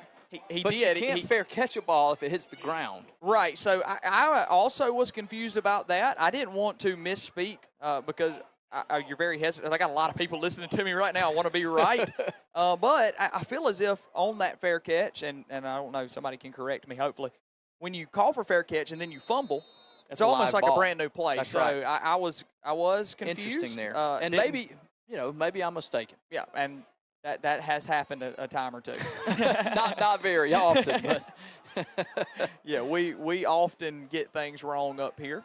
We are doing just the best we can, but what I do know is encroachment was called. And, offsides on the Eagles. The Hawks have a 1st and 5 to start what could potentially be, Sam, a game tying drive. So there is an opportunity here for the Hawks to answer what is a 14-7 game. As you see, the quarterback attempting to use his legs again here on 1st and 5, and it looks like he will pick up the first down and move the chains again. But if you're the Eagles, you have a couple things working in your favor. You have the time here, and you also have some really good defensive play that you've had thus far. But no surprise, Sam, to see them go back to the quarterback run there on 1st and 5. Yeah, and the Eagles are willing to give them some yards here.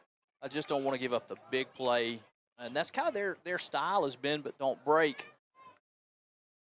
Your quarterback run again, and he is hit right at the line of scrimmage. And, again, this quarterback really showed he can do some things as he runs through a defensive lineman's tackle there and almost runs through another one to break that one. But a nice stop by the Eagle defense.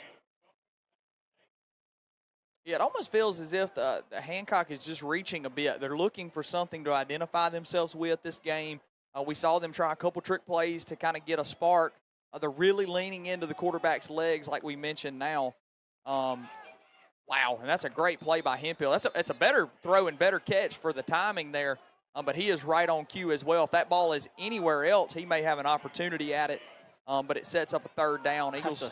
That's a good play by everybody involved. Hemphill on the spot. Nice throw and catch. And 3rd and 4 yards here. Eagles will really like to get a stop here before they cross midfield, force a punt, give this ball off. He's going to be hit and stopped. He will not have first down yardage. Nice play by the Eagles there. Going to bring up 4th and 2 in decision time. Little risk reward right at midfield. Looks like the offense is going to stay on as this clock ticks down near 1 minute. Going to be a timeout on the field by the Hawks as they prepare for this 4th down play.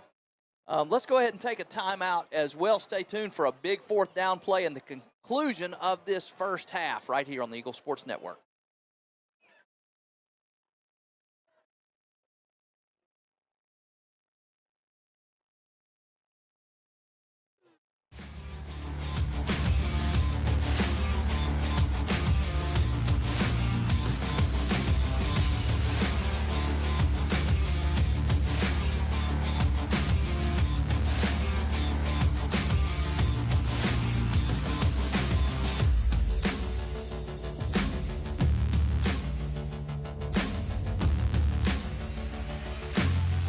All right, welcome back to the Eagle Sports Network as the Eagles lead 14-7 over the Hancock Hawks here on homecoming. 1 minute and 13 seconds here in this second quarter and a 4th down and 1 play coming for the Hawks. I think I know what's coming, Sam. Think we're going to see a quarterback run here. I think so.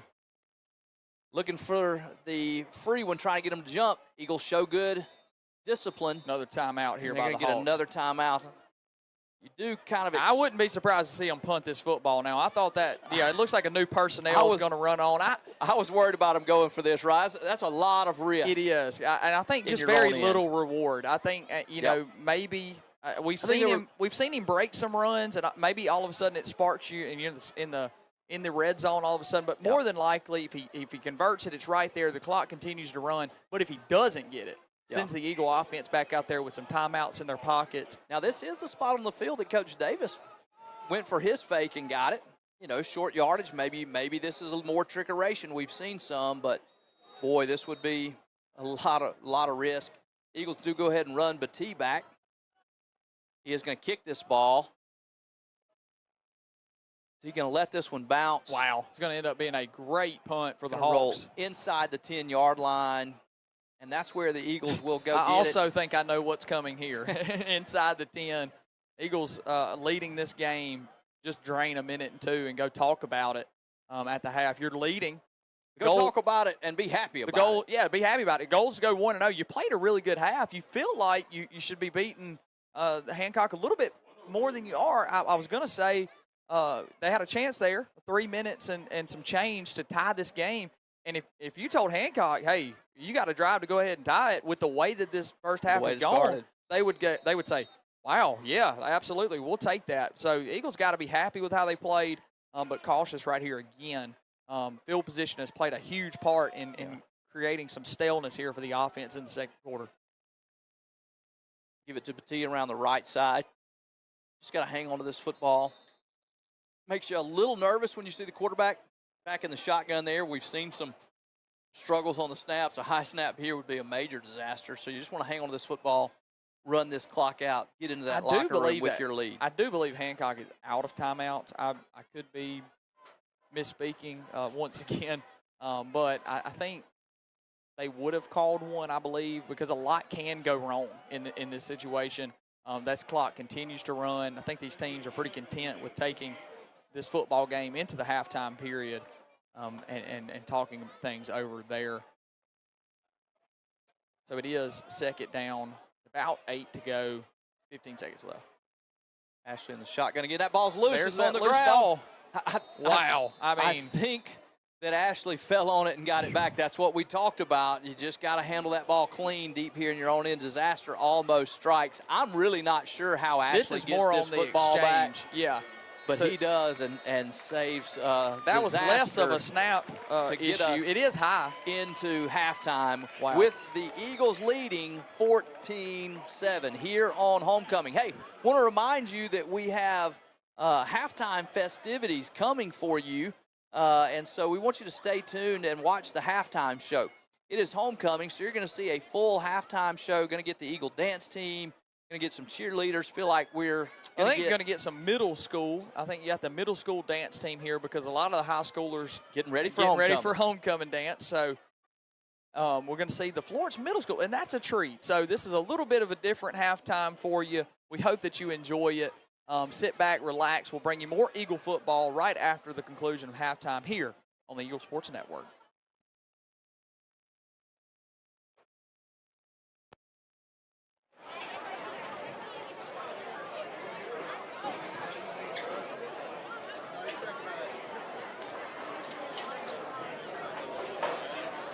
Ladies and gentlemen, please welcome to the field the Florence Middle School dance team.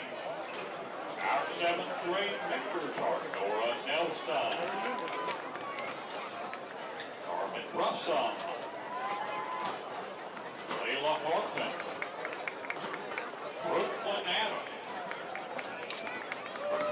Naira DeGrape, Layla Wynn, Terry Grace Miller, Amelia Lover. Our 8th grade members, Casey Pitts, Bella Edwards, Bettina Guzman,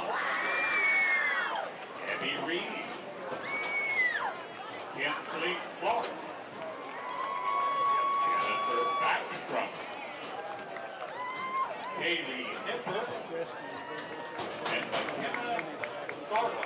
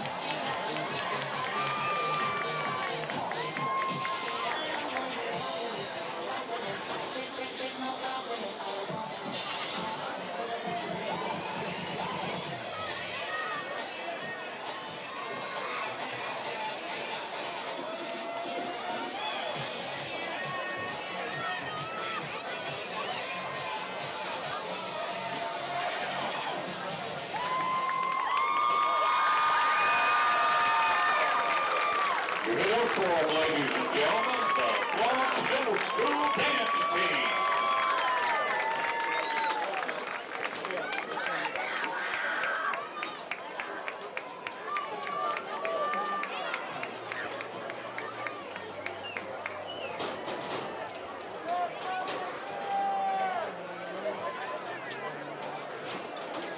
A great job by our Florence Middle School dance team, getting ready to bring you the halftime performance by the Big Red Band. So continue to stay tuned.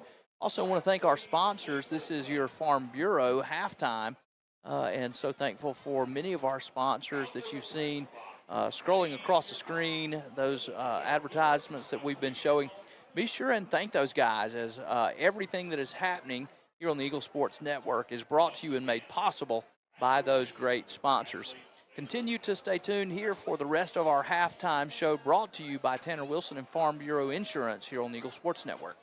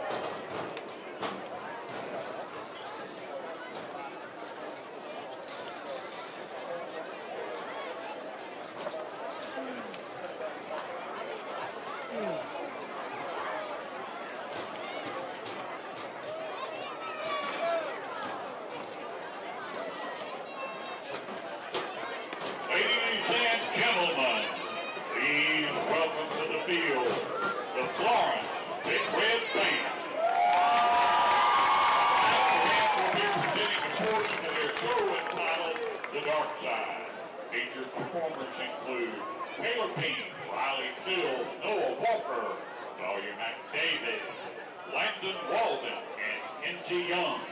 The Florence High School is proud to present drum majors Bill Clark and Kamari Mangum and the Florence High School Big Red Band.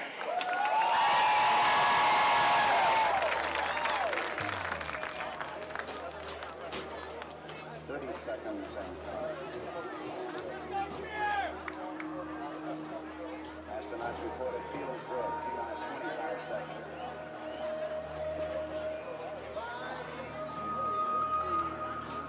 Seconds and counting. Minus 10, 9, 8.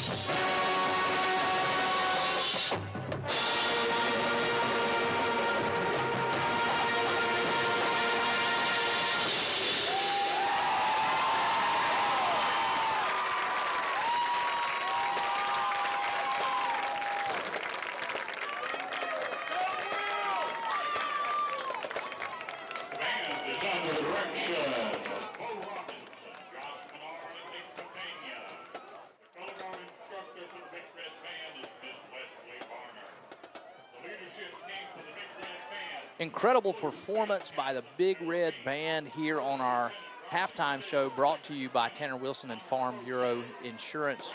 Just an awesome reminder of how fortunate we are here in the Florence community.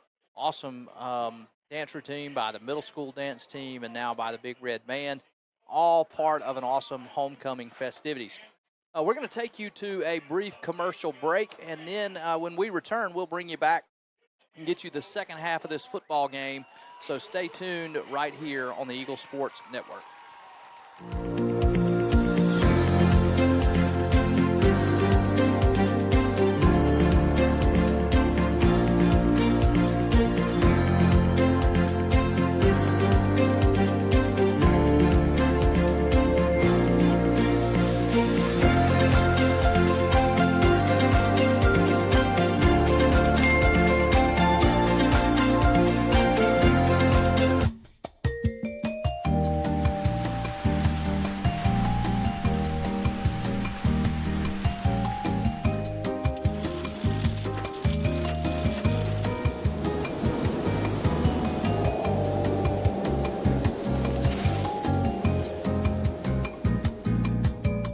No gimmicks, just roofs, strength, roofing and siding.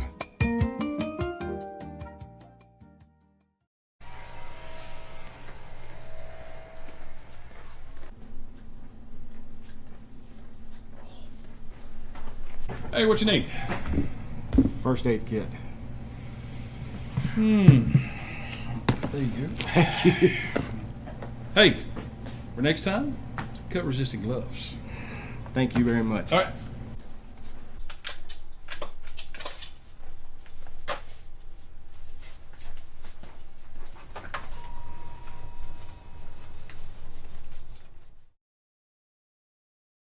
Welcome back to Eagle Football here on the Eagle Sports Network. We're preparing for the second half after what was an exciting first half of football here between the Eagles and the Hawks. Yeah, it really was. It was a game that was the Eagles jumped out, and it was their game. Perfect start. And then all of a sudden in that second quarter, things got stale. It tightened back up. The Hawks started figuring out some things. They got some help from their screen game and the quarterback running the ball. And then all of a sudden you look at the score and you go, wow, it's a good little game that's happening here. And what it feels like the Eagles have dominated all of a sudden turns into a game for the third and fourth quarter. Yeah, a really tight game, one-score game. And the Hawks kicked this ball away. Eagles had it first, went down and scored. So the Hawks are going to get it to open up this third quarter and have a chance to go down potentially and tie it up. But the Eagle defense has played well overall. Gave up one drive that was aided by a huge screen pass where we potentially get a missed call on a block in the back right at the point of attack.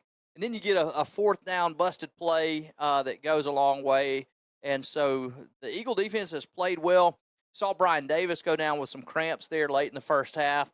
Perfect time to get him in the locker room, hopefully get him back to full speed.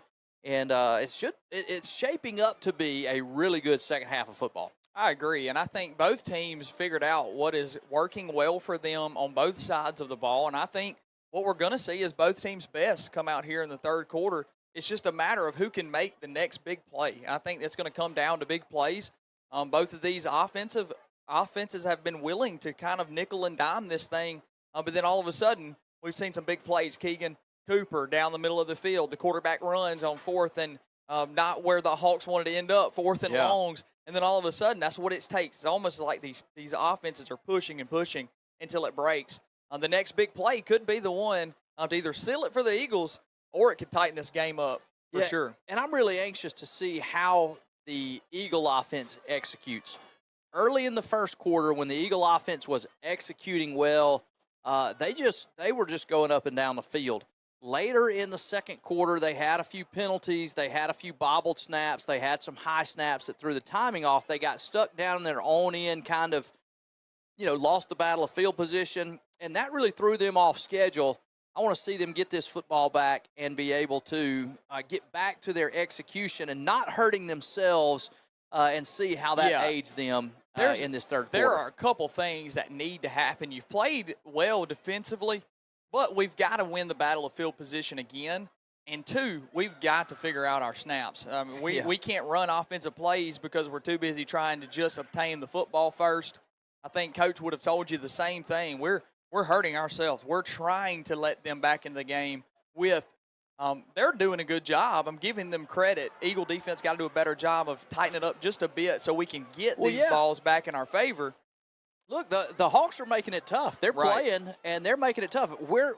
No team is really good enough to overcome the opponent and themselves, and you just saw that, especially in that second quarter. When the Eagle offense was not hurting itself, they had a lot of success. And then when we had a few miscues, the Hawks had a little more success in stopping us. And so I think if we get back to that kind of form where we're making our blocks, doing the little things well, as Coach Davis likes to say, controlling the controllables, dominating the things that take no talent. If we'll get back to doing those things, I think that was what it looked like in that first quarter that we played so well, as we were doing all the little things well, and the results showed. And if we can get back to that kind of attention to detail and that kind of execution, then I think Coach Davis is going to be very happy with how his team performs. Again, this is a non-district game.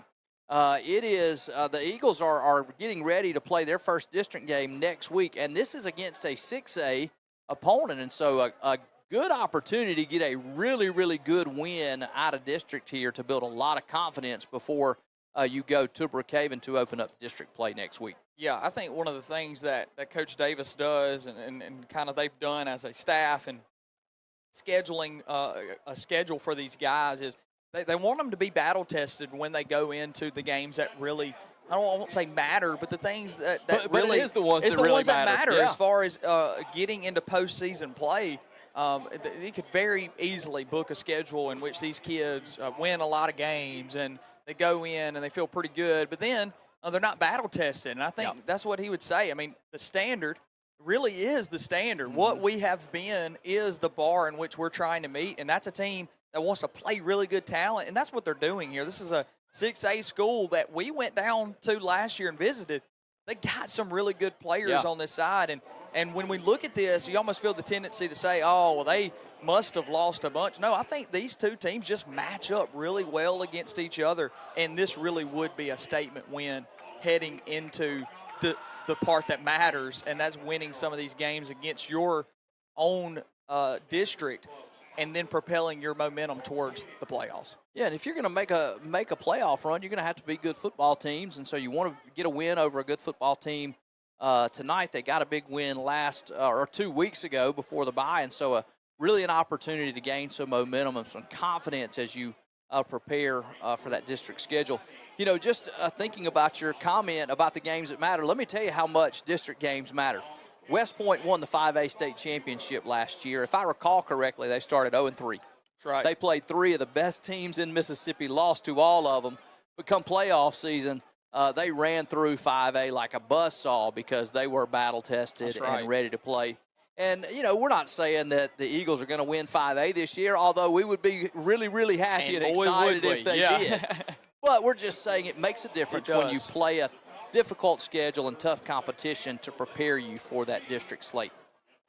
All right, Eagles are on the field as well as the Hawks, and the Eagles getting ready to kick this ball off. We've seen them get one free possession already off, and they do kick an onside kick, and that one goes out of bounds, as that's a new one that we have seen. Wow. We saw Hayden Boykin fake like he's faked so many times, and this time it is Aiden Hemphill, who is also a very good kicker in his own right, tries to kick this one across. I do think they had him caught off guard. The ball just won't take that hop and goes all the way out of bounds. And so the Eagles will give the Hawks the ball. Looks right like near Eagle midfield. 49. So yeah, right near midfield. Once again, Hawks coming out with good field position. I don't mind trying to steal a possession there. I'm not saying one way or the other. I'm just saying Eagle defense now has to do a good job of tightening up so that if the offense does get the ball, it's not backed up against the wall, cutting the playbook in half, essentially. Really would love to see the Eagle offense have a good opportunity, and it starts right here with the defense. That's right. Get a chance to maybe get a stop here. You don't want your offense to start deep in their own field like they had to do a couple times late in that second quarter that causes you to maybe be a little more cautious with your play calling. It's the defense's time now. The Hawks come back out in the shotgun. They stick with the quarterback run to the right. He breaks out across the 45-yard line and has a nice gain on first down. Really good push by that Hawk offensive front. You do not want this to turn into the Ridgeland game where it felt like we could not stop their quarterback from running the ball. So Eagles got to do a good job here up front, allowing your speed to make tackles in space. Eagles got to do this as a team if they want to stop this running attack of the Hawks. 2nd and 5 here for Hancock. Hawks line up in a hurry. Check on the sideline. Ball snapped. That ball They're snapped. not ready. It's Eagles got a loose. chance to get after it. Quarterback covers it up. Not sure what happened there. Some miscommunication by the Hawks as the center thinks he sees the signal. Quarterback's looking, trying to get the sign from the sidelines. Big break for the Eagles as that ball goes all the way back to the Hawk, nearly to the 40-yard line. It's going to bring up 3rd and 18 yards. That will certainly help if you're the Eagles. What here. A break. Just felt like they got the ball. They had a good first down play, and then all of a sudden, snap goes way beyond. Quarterback's getting the play call, and now Eagles got to do a good job here not to get complacent in these 3rd and longs. Quarterback is pumped. He's that ball's loose. Eagles got it. We'll see. Looks like they called it a fumble on the field. Eagle football. What a play by the defense. Looked like Noah Myers getting that pressure, getting the hit as the quarterback's trying to throw. His hand comes forward empty. Let's see if it's 43. Right off the nose guard. Hits him. I think Noah recovered it as well. Do it all, young man. What a play by 43. What a play by the Eagles. And that is the luxury that Coach Davis has, to be able to do something like call an onside kick, because he knows he's got a strong defense and can come out and make a play. And now it's the Eagles' turn deep in Hawk territory as they're going to start on the Hawk 32-yard line. Wow, I mean, that is exactly why I say things like Eagles got to do a better job on defense winning this ball back, because I know this group, and they show up. They're timely, right on time. Eagle offense set up pretty here, 1st and 10. This time they give it straight ahead to RJ, and he's going to be tackled near the 30-yard line. Eagles did have success on the ground running the ball. They moved Kason Harris into one of those wingback positions, not accustomed to seeing him there, and they run right behind him. He gets a really nice block there. Going to bring up 2nd down now for the Eagles.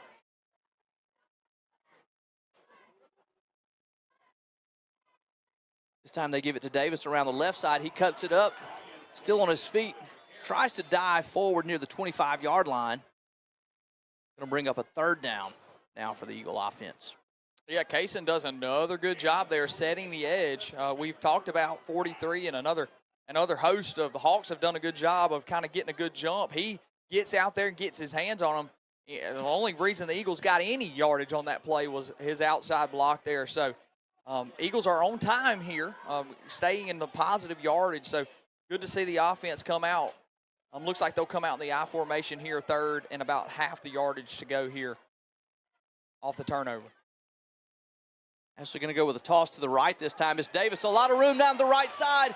He's at the 15-yard line and going to be pushed out of bounds there as they run the toss, and really nice blocking on the outside as there is just nobody on the outside as Davis uses his speed, crosses the 20, and you can see only one man that can push him out. Really nice gain there on 3rd down to earn the Eagle offense a fresh set of downs inside the Hawk 20-yard line. And a good job by Keegan Cooper there. He wants to get back in that play, but once he's beat, he knows anything he does is going to bring this play backward. So good job just letting Brian know where the man is, gets out of bounds. Eagles sitting pretty here inside the red zone. Give this one to Houston off the left side. He's got some room as he puts his head down and tries to break it ahead right there. Going to have a short gain. Looks like he had a little room to the outside, and if that's Brian Davis, he's definitely breaking that one outside, but Houston puts his head down and gets the yards that are there for what is really a nice gain if you can just stay on schedule here. As you get 4 on 1st down, you continue to push this ball forward. We've talked about down and distance. This is where the Eagles want to be, ahead of the chains. You can see almost, if Hancock could see what we see, this personnel with Kason Harris and RJ just ran up there by Husky. I think they're going to want to cut this in half, get as close as they can, Little reverse action to Petit off the left side. Oh, he's got a chance to get space. to the corner. He's going to Touchdown. score. Touchdown, Eagles. What a nice play call. They run the same action, and then they hand it off on the counter back to the inside, and there is nobody home for the Hawks. Great call by that Eagle coaching staff. You'll see it on your screen right here. Watch everything flow to the right, and there goes Petit back to his left, and enough speed to beat the last defender to the corner. Eagles extend their lead 20-7. Now here's Boykin, and his kick is true. That's going to be 21-7. Nice start to this third quarter, similar to how we talked about a hot start for the Eagles in the first half. Yeah, we knew it was going to be these big plays, these turnover-type plays. We didn't know that we were going to get help from the Hawks there on a snap that just goes past the quarterback as he's trying to get a play. But it's really the next play that matters, right? So we get good penetration up front. Hit, fumble, recovery, offense makes it look easy.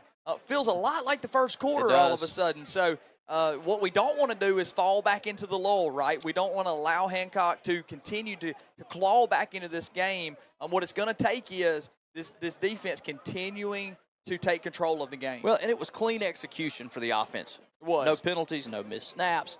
They were just able to stay ahead of the chains on schedule, and then all of a sudden they break one. And when this offense can play clean and execute clean, they can be really effective. Again, we see the fake onside. Now the Hawks fan out, as do the Eagles. I think we're going to see this one go deep. I know it's rare for the Eagles, but it'd be good to kind of swing this field. Boykin really gets a foot into this one, drives the returner all the way back to his own 2-yard line. That ball is going to be returned, and he's got a hole there. Still on his feet as he breaks one tackle, and now the Eagles going to bring him down just across his own 35-yard line. Man, you can see the vision. You can see we want to get them backed up. We want to limit their play calling there. And he just does a good job of finding a hole to hit, and he does. And all of a sudden, creeping back in on the 40. This may be one of the worst starting field positions for Hancock today. So we'll take it. It's moving in the right direction. Eagle defense now with a little more field to work with, doing a good job already in this game, and especially in the second half to start. Trips to the left this time. High snap going to be handed off there. Eagles have a chance to hit him in the backfield and can't quite get him down, but there are another wave of Eagles that come on and put him on the ground there for just a short gain. Yep, Keegan Taylor gets his hands on him. Zay Smith comes in and drags him down. That's a tough play there off the nose. He's trying to do a good job of Hawks go fast here. Quarterback looking to pass, rolls to his left, going to turn this one loose. Has a man just short of the 50-yard line who steps out of bounds just shy of the 50. Nice throw and catch there for the Hawks, and I believe he's going to have a first down. Yeah, that's really simple. That's one of the first times we've seen Hancock make it really simple for this quarterback. He has got all the talent in the world. He has really proved beautiful throw. He can move around. He can run. He's got a good arm. It just really hasn't been made easy until that moment. And look, they'll try to run him here again. Back on the ground there with a quarterback run. Going to be good for about 5 yards. Kaysen Harris banged up here. As they check on Kaysen, we're going to get a timeout on the field. Let's take a timeout as well. Stay tuned for more Eagle football here on the Eagle Sports Network.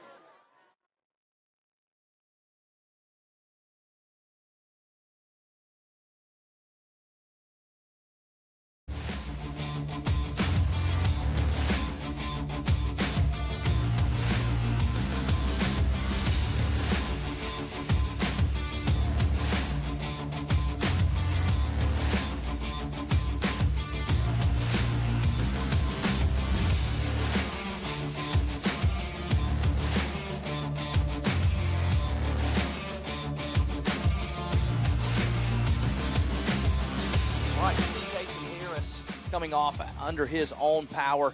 Looked like a lower leg injury there. I'm not going to speculate on what happened, but it's just good to see him get up and come off under his own power. The trainers will see to him. And we'll update for you if we think he's going to get a chance to come back into this ball game. Hopefully he will. In the meantime, it is second and about 5 as the Hawks are in Eagle territory. The quarterback keeps it this time.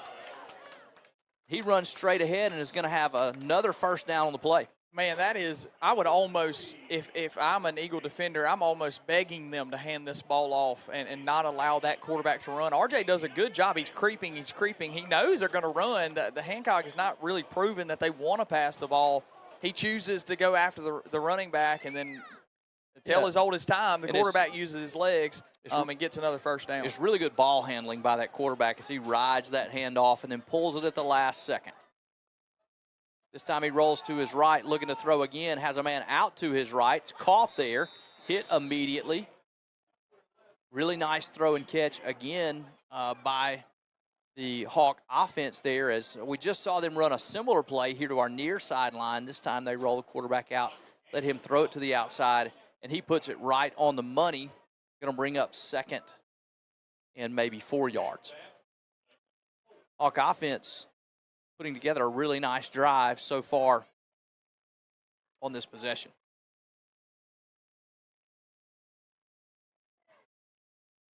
Twins to the left now for the Hawks. Quarterback going to keep this one to his right. Continues to churn, runs ahead. He's going to be near another first down. Quarterback run really hurting the Eagle defense here as they're utilizing that quarterback and are able to get what amounts to an extra blocker by putting the running back right in front of him. And then he is a really tough runner, got some speed. We saw him show that earlier in the game, but on this drive so far, he's shown his power.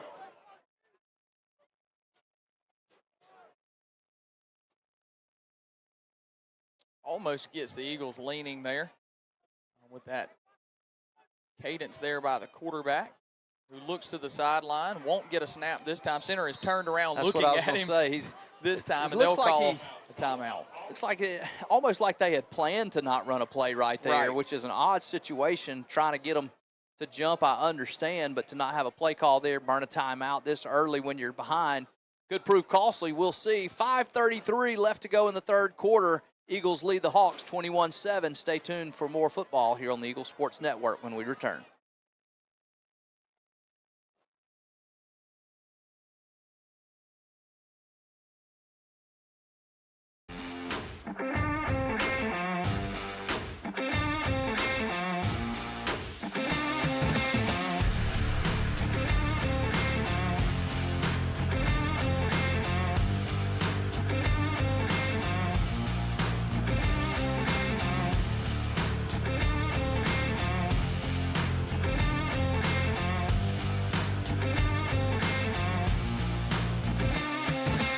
All right, welcome back to Eagle football. It's first down and 10 from the Eagle 30-yard line. The Hawks have the ball and are driving in Eagle territory.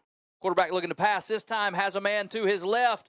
That pass is caught for a touchdown as the Eagle DB goes up and tries to get it, and he's not quite sure how he missed it as Ryland McFall is in perfect position, goes up to make a play, just kind of misses the ball. It rolls into the receiver's hands, off Ryland's hands, I believe. And it's going to be 13-21 Hawks. I'm sorry, 13 for the Hawks, 21 Eagles. Is a big pass play, touchdown score there for the Hawks.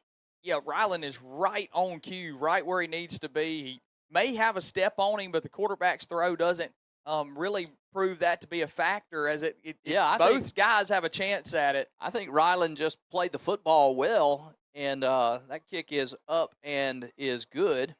I think the receiver may have had a step initially, and now we've got a little pushing and shoving. Flags fly everywhere. Try to get everybody separated here. Well, it's good to see Kaysen on the field. Injury update on Kaysen Harris. Legs feeling better. Hope this call doesn't go against him here. There is about 14 pieces of yellow laundry on the field. I mean, every referee out there saw this happen, so there should be some clarity about the issue. The discussion here makes me wonder if a punch was thrown. A lot of times when they have this conversation, they're trying to decide if there's an ejection that needs to happen. Hope we don't see that for either team here. And if they're personal fouls, they got to make sure they get the numbers right, because you only get a certain number of those. And it's after the play, so it's going to be enforced on the kickoff. There's a number of things for them to discuss and get right here. And so while they're talking about it, I do want to say, while we got a camera shot on them, this crew's been a really good crew. They really have been. We really struggled in our Mendenhall game. They're not always this good. Let's just say that. I'll be honest. We really struggled with that group. There was a lot of things we thought they didn't do particularly well at protecting the kids, and a lot of horse collar tackles. They've really stayed out of the game. I mean, I know that it's not something they said they were going to do like previously, but they have done such a good job, and we'll get let's see what he says here. Got a dead ball. Personal foul. Okay, that is on the Eagles.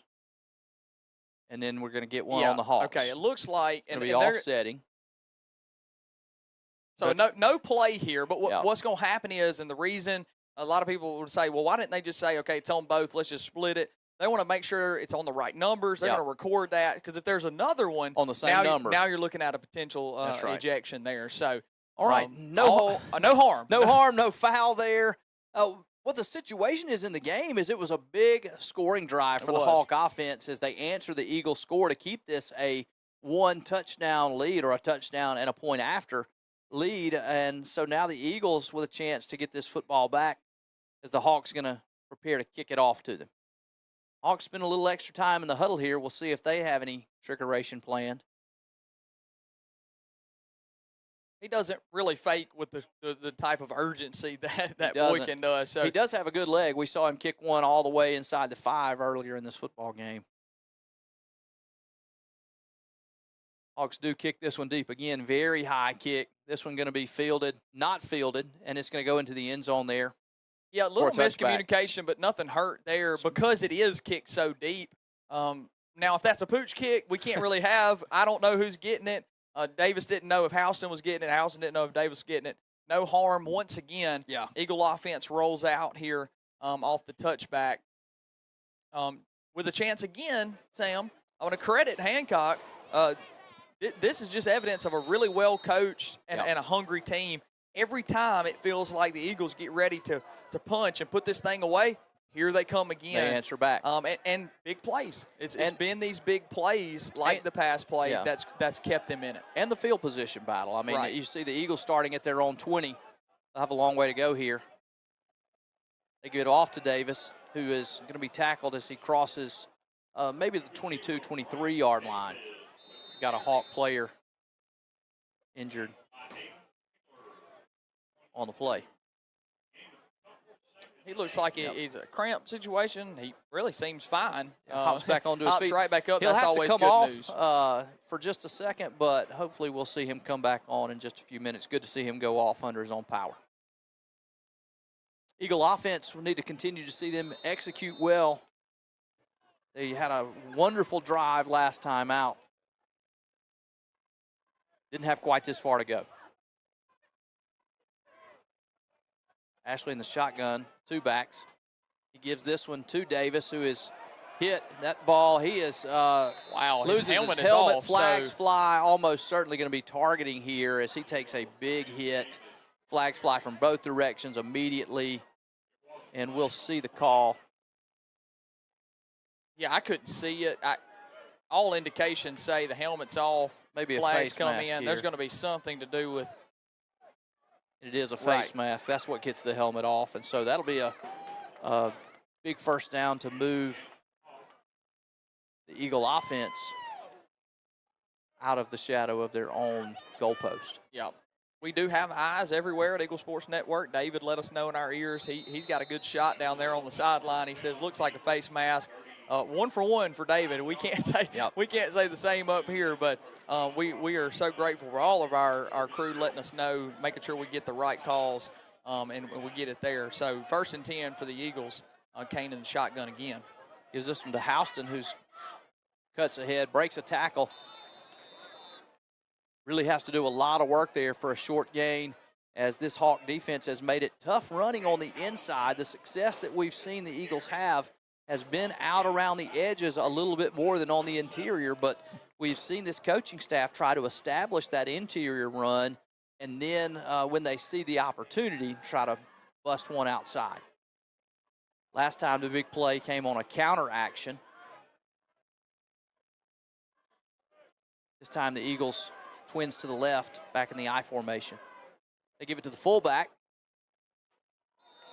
He drives ahead for another short gain.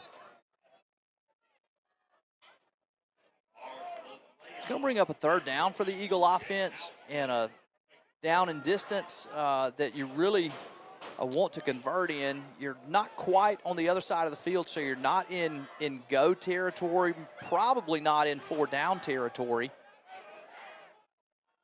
A very manageable third, though. I mean, the Eagle offense has looked good enough to convert these. Just got to make sure everything's clean here. Offensive line does a good job pushing. They go with the toss. That is to Davis. He's got room to the outside. He breaks into the open He's field. got the sideline. The 40, the 30, the 20. He's too Go. fast. Touchdown, Brian Davis. What a run. Wow. We talked about the success that we had seen them have to the outside, but how they needed to establish it inside. That's exactly what unfolds. We see them line up in the eye, and instead of the handoff, they go with the toss, and he breaks it again. Goodness. Great blocking on the outside. And a great job of the other Eagles staying out of the play. They know how fast Brian is. They don't want to get too involved in this play. He gets the sideline. It's his best friend. It carries him all the way to the end zone.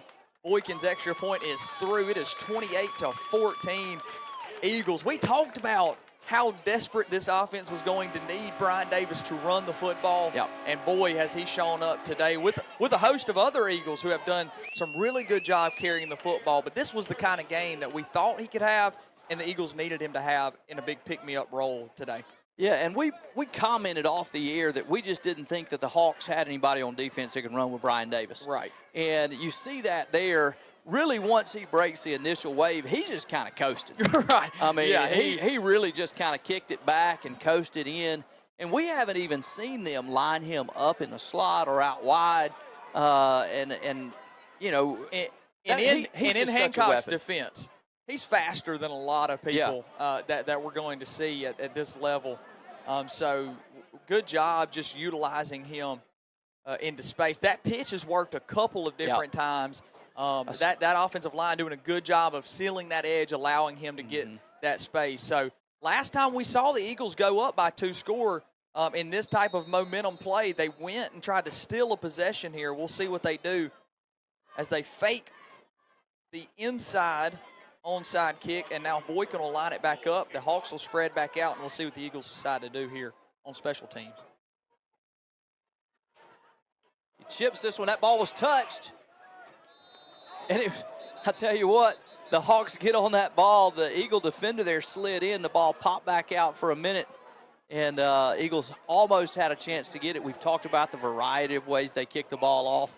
When you think you know what they're going to do, you don't. You don't. it is such a carnival ride to experience of just trying to guess from up here of what they could do. That's why we've just pretty much resorted to let's just see what they're going to do. Everybody hold on and let's watch. Just see what they're going to do. So Hancock has really handled those well. The only one we did get one. Was the one that just wasn't secured good enough. So Eagles, even when the other team plays them well, still manages to steal possession. Defense got to do a job here and answer on what your offense has set up for you, a 14-point lead. Quarterback tosses this one out to his right.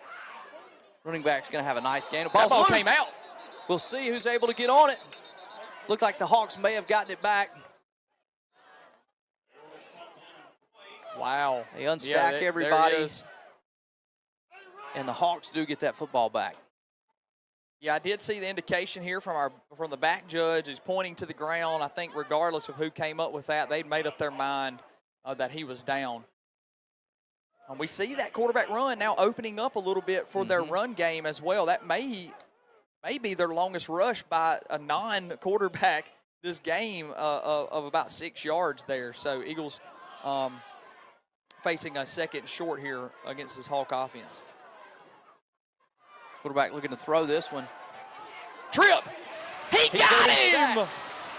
We've talked about Trip Smith a number of times. We talked about when they put him back there, he's able to find his way in the backfield, gets an ankle. Look at this. Able to get him on the ground. Watch Trip here. There's a lot of white jerseys in front of him. He takes the man in front of him, pushes him out of the way, gets his hands on him. I'm not sure what 72's doing there. He's supposed to be helping. Yeah, he's supposed to be blocking. The running back's going to chip him. The running back, he's watching his running back get knocked 3 yards backward is what he's doing. Wow.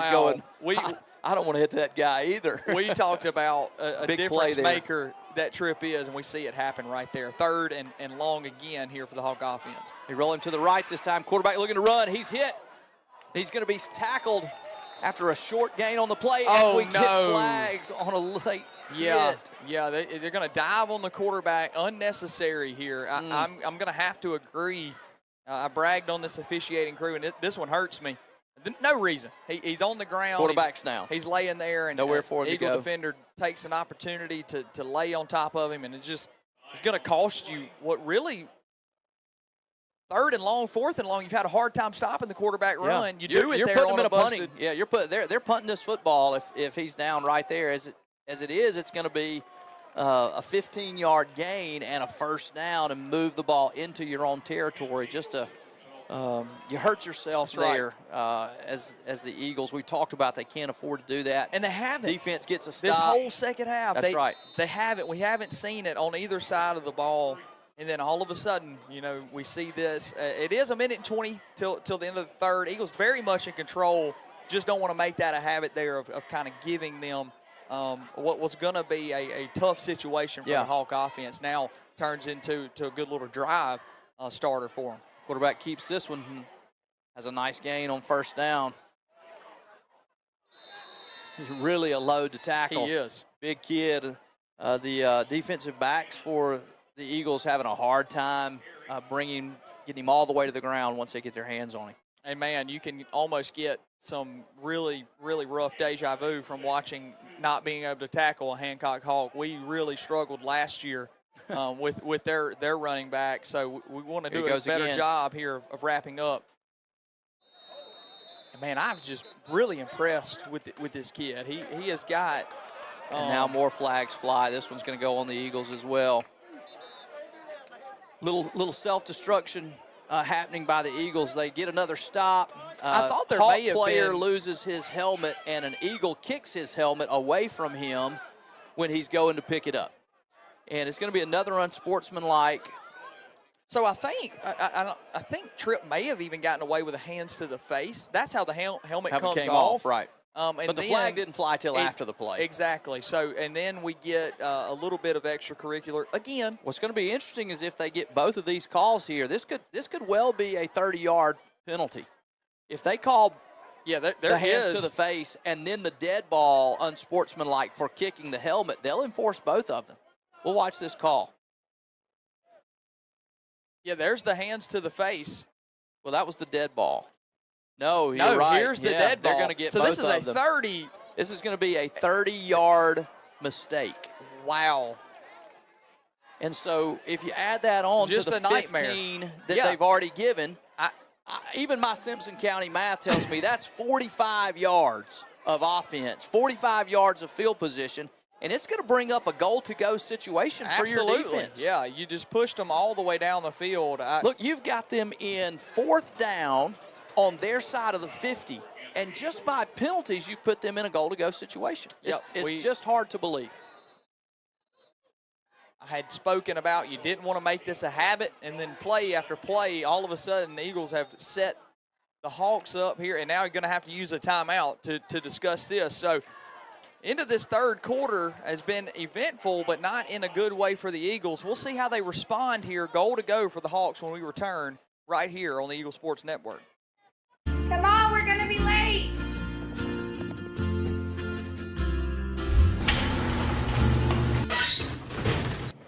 No school. No When your school. garage door breaks, you don't just need fast, you need super fast. Call today and we'll send a certified garage technician to your home. Quality repairs done so fast, it's like nothing ever happened. They're not fast. They're super fast. Call today and we're on the way.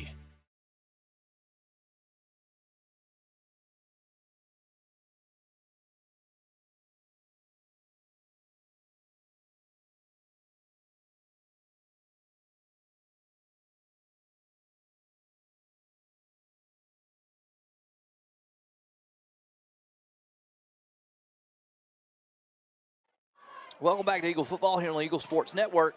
Eagles lead 28-14 with 27 seconds left to go in this third quarter, but the Hawks have the ball in a first and goal to go situation off some self-inflicted wounds by the Eagles. Defense really needs to find a way to make a stop here and preserve this lead. They toss this one out to the right. Quarterback's on his feet. Running back, and he runs into the end zone for a touchdown for the Hawks as they continue to punch back here. Again, the Eagles are – what's really confusing to me about this play is the Eagles call a timeout to set up a play.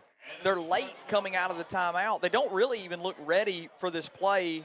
Rightfully so. The running back, one who has not hurt the Eagles, coast easily into the end zone, and then all of a sudden your worst nightmare for a drive has just come true. You've given them all of the yards that were there on that drive. You've given, and then they get an easy score off of a timeout. So Eagles offense now almost trying to play a little bit of reverse here. We've seen the Eagle defense set up the offense with a lot of opportunities. Now the offense looking to play complementary football for their defense and just continuing to stay poised and controlled. The clock is your friend at this moment. You're winning this game. Get back to what you do. See if we can't get some points on the board here with 22 seconds left until the fourth quarter of play. Yeah, and you just helped them a lot. They're good enough as it is. You don't need to help them. And we helped them to the tune of 45 yards. This is a really good football team, and if you help this team, all of a sudden you're going to find yourself on the wrong side of the scoreboard. So Eagles still in control. Got to calm down. This kicker has really kicked this ball deep on a couple of consecutive kickoffs. Shows a strong leg. Last one, Eagles struggled to know who was going to receive it. See if they can get that sorted out here. He does kick this one deep. Davis sits back under this one. He's going to return it from his 5. A lot of room there as he's into the open field. One man to beat, still on his feet. Breaks it back across the left side, looking to pick up a block, and he kind of can't get out of the red jerseys who end up slowing his progress, and he's going to be brought down there inside his own 30-yard line. He breaks out to his right, has a hole, tries to reverse field, and as he's trying to pick up blocks, he's going, I got too many red jerseys to try and get around. I can't get around them, much less the white ones, and it turns out. We talk about Brian Speed. I would love for him to just lean into that a little bit more. He stops himself in that moment, and I would love to just see if he can't continue that momentum through that play. But nevertheless, Eagles have the ball. Looking like maybe one play until we take a pause for the fourth quarter. We'll see what they come up with here on first down. Actually going to go back under center, back into the I formation. They've been successful. Going to give this one off to the right side. Running back there is hit immediately. No gain on the play. And that will bring us to the end of the third quarter. Eagles clinging desperately to a one-score lead here on homecoming night. Eagles 28, Hawks 21.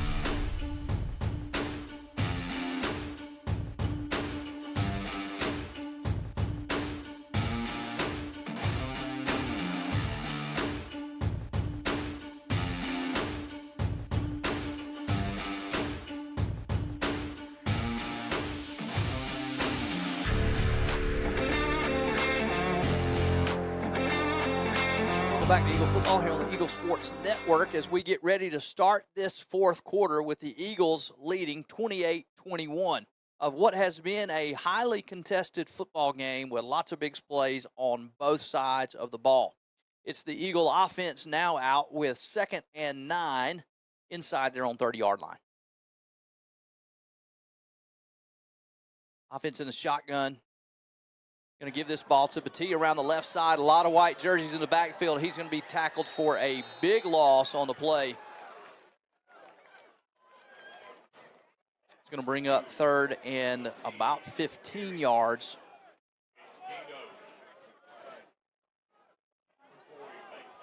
As the Eagles are deep in their own end. Eagles are way out of timing here on offense. There's not many plays, Sam, that you have for 3rd and this amount of yardage. So I anticipate the Eagles want to just see this clock continue to move. Now, I do like this formation. They split Davis out wide for the first time. I don't think the Hawks have anybody that can run with him. Let's see if we can get him blocked here. Ashley rolls to his right. He does throw, and they don't run him deep. They put him underneath. The guy sits on it, knocks it away. And that's going to bring up 4th down. I love splitting him out, but that makes it much easier to defend. It does. It cuts the field in half because I want to talk about you haven't protected in the pass game very well. So Hancock is willing to walk a lot of bodies up and keep one safety because they feel like their front 4 can do a good job of disrupting it. You roll Kane out. It cuts the field in half. You keep Brian underneath, and then all of a sudden he becomes a lot easier to defend here. And look at Boykin. Boykin with another nice punt. Kicks this one away from the return man so that there can be no return. Gets a nice roll, and that ball is going to be downed right at the 35-yard line. Eagle defense showed a significant lack of composure on the last drive. Yep. Opportunity to compose yourself and come back out and demonstrate how to play football the way that Coach Davis and this coaching staff wants to see it played here. As you still have the lead, just need your defense to come out and do their job, slow down this Hawks quarterback who has had a great night running the football and throwing the football. He has, but the story has been more about what the Eagles have done to themselves, especially here in the second half. So just do a better job. You've defended well. It looks like you're going to defend well here again. I anticipate this will go against Hancock, maybe a hold here, maybe a chop block situation. It came in from the back, Judge, which is interesting. We'll see the call here. Called immediately.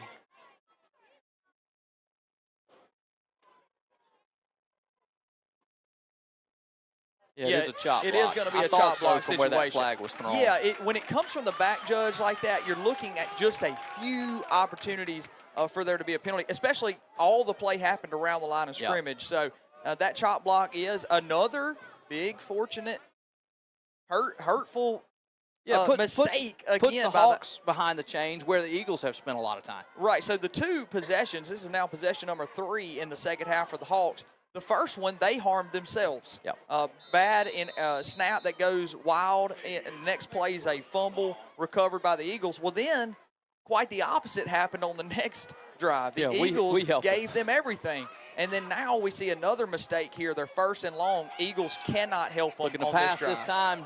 Davis runs him right out of bounds, and that's a nice defensive play by Brian Davis as he cuts him off, pinches him to the sideline. Ball's really thrown where I'm not sure it's catchable anyway to the outside, but Davis just has him covered up. Brian does a couple of smart things here. Number one, if you're a DB, keep your eyes on the ball. You can get away with a lot of things, especially if you have his speed. And there are 2 defenders, as you know, on that play there, the sideline being one of them. He forces that receiver all the way back. Throw's not very good anyways. If it is, Brian has just as good a shot at it than the receiver does. So great job. 2nd and long here. For the Eagle defense to kind of pin their ears back and see if they can't do something here with 10:51 left in this ball game. Quarterback's going to give this one to the running back, and he's going to be hitting the backfield and stop for a nice loss there, as that's going to make it 3rd and very long. Big opportunity for the Eagles to get a stop here, get this football back to their offense. 3rd and what looks to be 20, basically 3rd and 20. Yeah, it's a long way.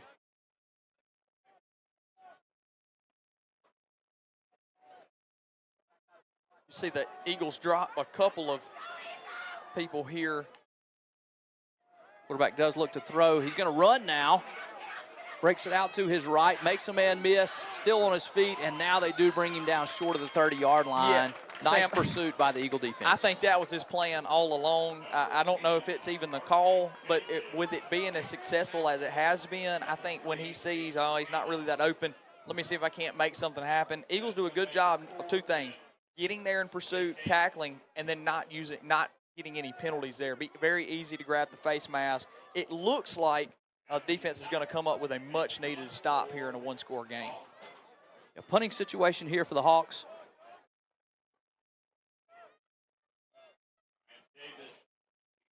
Eagles trying to get everybody lined up. Looks like they're trying to set up a return here.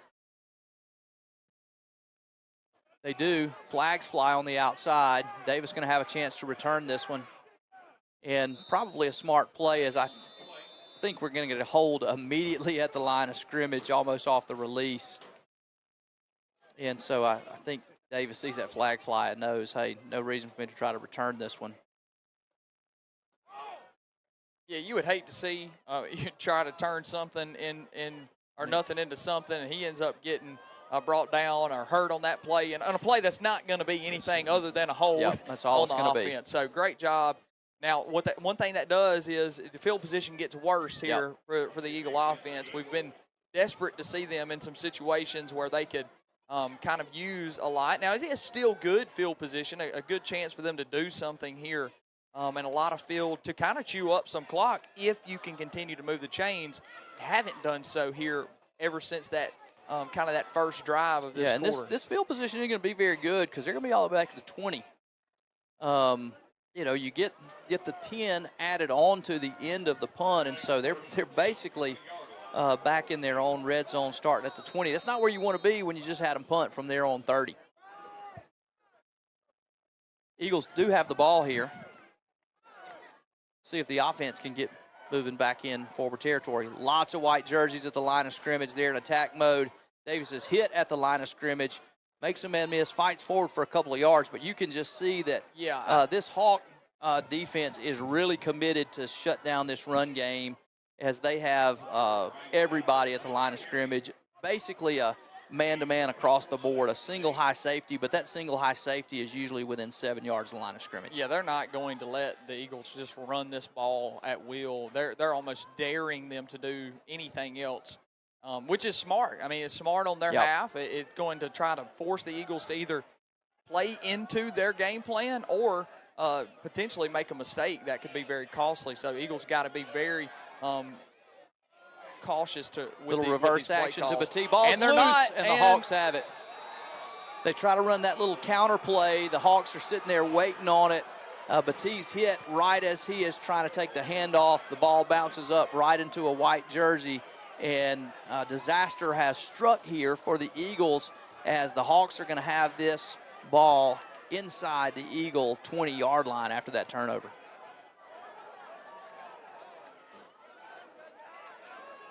It does. There was a penalty here on this play. It doesn't look like. Maybe I think it was a beanbag. I think it was a beanbag marking the fumble. Maybe so. I don't think it was a flag. Okay, they're pink. That's right. So even their beanbags are pink from here. Hard to tell. Hawks will come out nevertheless. 1st and 10. Eagles need to stop. Run this toss to the left. Running back's going to go straight ahead. He's going to be hit there by Cason Harris and a host of other Eagle defenders. Short gain on the play.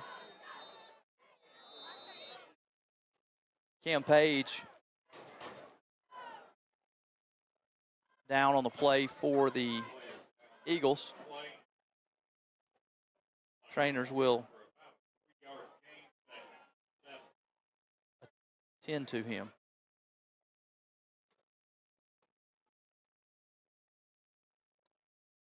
All right, while we've got a timeout on the field, we're going to take you to a timeout here as well. Stay tuned for more Eagle football when we return right here on the Eagle Sports Network.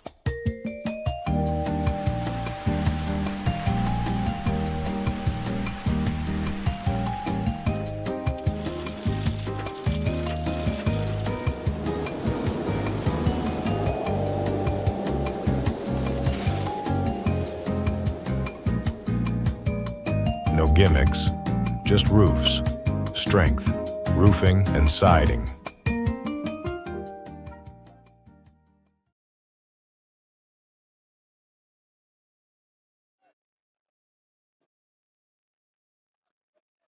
All right, you do see Cam Page get off the field under his own power there. Glad to see that.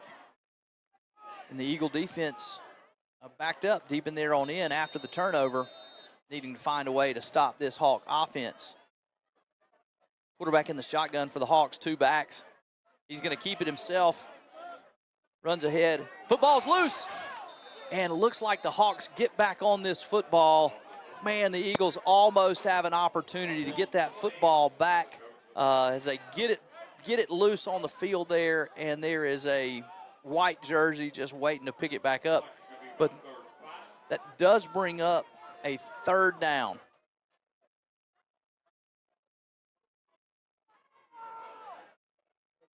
So it may be a 4-down situation here as the Hawks are down a touchdown and an extra point, 3rd down and maybe 5. We'll see if they look at quarterback run here to see how much they can get. The way that this game has gone, the Hawks feel like 2 quarterback runs is a 1st down. It may not be the case. Eagles really have to try and stack something up here, see if they can find a stop. Hawks come out in the I form. They go to the toss to the right. And he is hit hard and stopped for no gain on the play. Xavier Smith, glad to have him back. Yes. He's been banged up. And that brings up 4th down. Biggest play of the game so right far here. Coming up. Man, the Eagles have answered the call as far as that pitch goes. You know, he scored it on that touchdown on that very pitch right there. They've run it a couple times since then, not as much luck. Good job of answering the call by the Eagle defense. This is huge. You feel like the Hawks want to get their quarterback on the edge, give him the option to throw and run. He's been good at that. We'll see what the Eagles come up with to try and shut that down. They do have size on the outside, so it'd be interesting to see what they do here. 4th down snap. They go with the toss. It's a fake play, and he's all alone out there in the end zone. He almost drops it, but it is caught for a touchdown, as we've seen the Hawks willing to go to the razzle-dazzle. This time it pays off. They run a toss pass on 4th down for a touchdown, and they are 1 point after from tying up this football game. What a call there from the Hawk coaching staff, pulling out all the stops here on Eagle Field.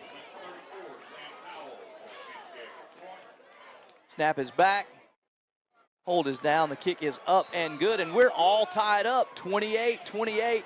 The Eagles have a great stop, and they have an opportunity to get them off the field. And we've seen this Hawk coaching staff multiple times. They've called a hook and lateral. They've called a reverse, and this time they call the toss pass, and it finally pays off for them in the red zone to tie up this ball game. Yeah, that is, once again, another punch to the gut if you're the Eagles. You feel like you've done a lot right tonight. You feel like you, at times, deserve to win the game. But then you think about some of the things you've given up and some of the mistakes you've made, and it's really not surprising to see that this game's tied up the way that this second half has gone, even with the fast starts, right? So that's kind of what we've talked about in the first half and the second half. Eagles jump out to picture-perfect lightning starts, and then all of a sudden become lackadaisical and just a lot of self-harm in this game as far as penalties and a little less miscues on the offense. We haven't really seen the offense. We did see that the turnover there off that. Eagles really need a good return here, get some field position as this is Batee around to the right side. Flags fly.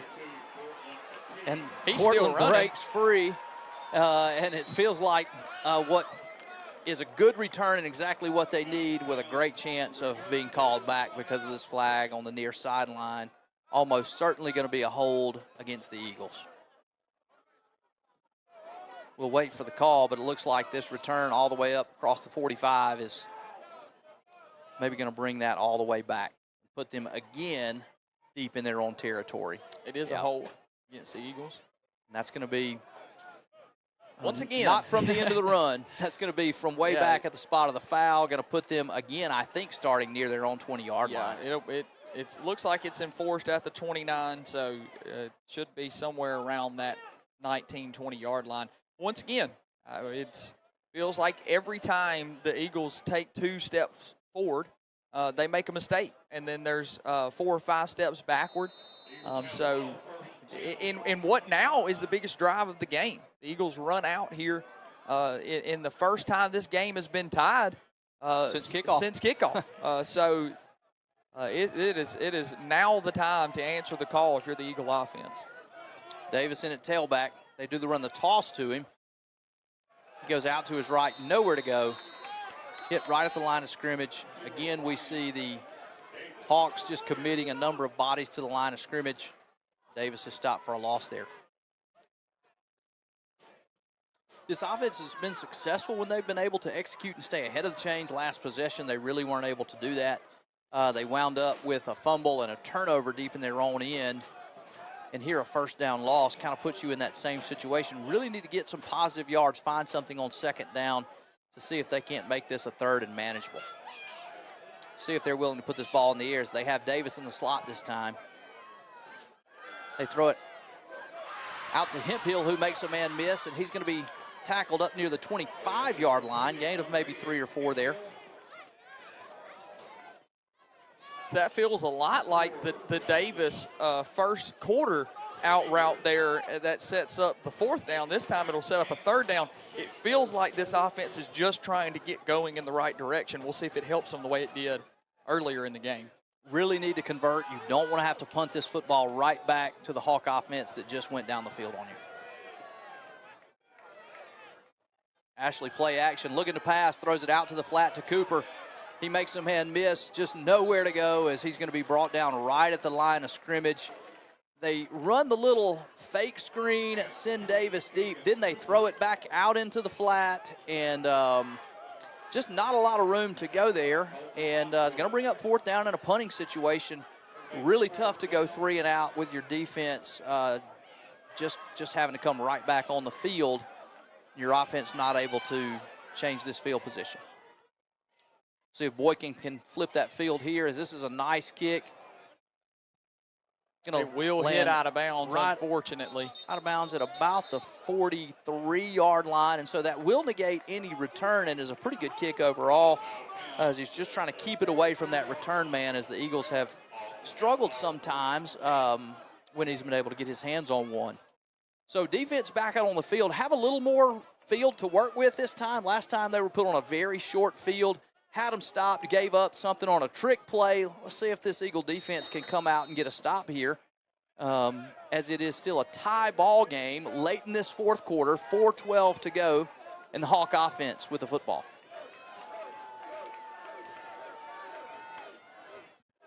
Quarterback looks to the sideline. So they're going to signal the play in. He's going to keep this to the left side. Stiff arms a man and then is tackled after a short gain on the play. Xavier Smith, again, really with a really nice tackle, heavy contact on the quarterback. Good pursuit by the Eagle defenders there. Cam Page able to slow him down, not able to get him on the ground. Going to bring up second down. Yeah, what was the biggest drive in the game for the Eagle offense has turned into the biggest drive of the game for the Hawk offense and the Eagle defense alike. So both teams, it feels like any moment this game's going to break open. It's going to be a quarterback keep again. This time he fakes it, big hole up the middle.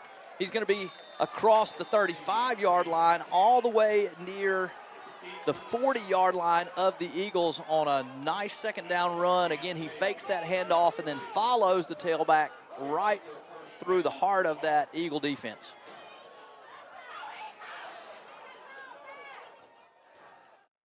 First down now for the Hawks. At the 41-yard line of the Eagles. Quarterback in the shotgun again. Looking to pass out to his left. That ball is low but caught. It's a good job there by that receiver. I mentioned a couple times the length they have outside. They're some of the tallest wide receivers we've seen on the schedule this year. He does a good job of just saving his quarterback's low throw there. What really turned into a good gain of about 5. Yeah. Great first down gain there on a low throw. Clock continues to run under 3 minutes now in this football game. Quarterback going to give this one to the running back. He continues to churn ahead, going to be tackled near the 30-yard line. Looks like it'll set up. I think he's got the first down. It's really going to depend on the spot here. They give him the first. It was close. I couldn't tell what side of that hash they were going to place that ball on. Even 72 for the Hawks is looking down the line here just to make sure. That's how close we're talking here. So they do grant them the first down. The chains are slow to move. They haven't moved yet. Now they flag them ahead. 2:23 left to go in the game now. Hawks just trying to see if they can't end this game with the football, and they have a good kicker. I was about to mention they do have a good kicker. We are probably in his range now. It would be a long one, but we got to be close. I don't think they want to put it on his foot, but we'll see as the clock continues to run under 2 minutes. Quarterback going to keep this one. Breaks a tackle, continues to churn ahead across the 25-yard line, tackled around the 23. Man, the answer that I talked about earlier, it hasn't come yet. There's this really simple offense right now for the Hawks. It's keep the ball safe and run it with our quarterback. And occasionally we're going to pitch it to our running back, and he may throw it. But it's really simple right now. And look how comfortable. Right now it's quarterback power. Look how comfortable they look. Yeah. It's 17 left on the play clock. I think if they weren't in field goal range before, they definitely are now. There's just a different pace to this offense than before. This time he gives it to the running back. Zay Smith again. Will be tackled just shy of the 20-yard line. I think he's going to have another first down.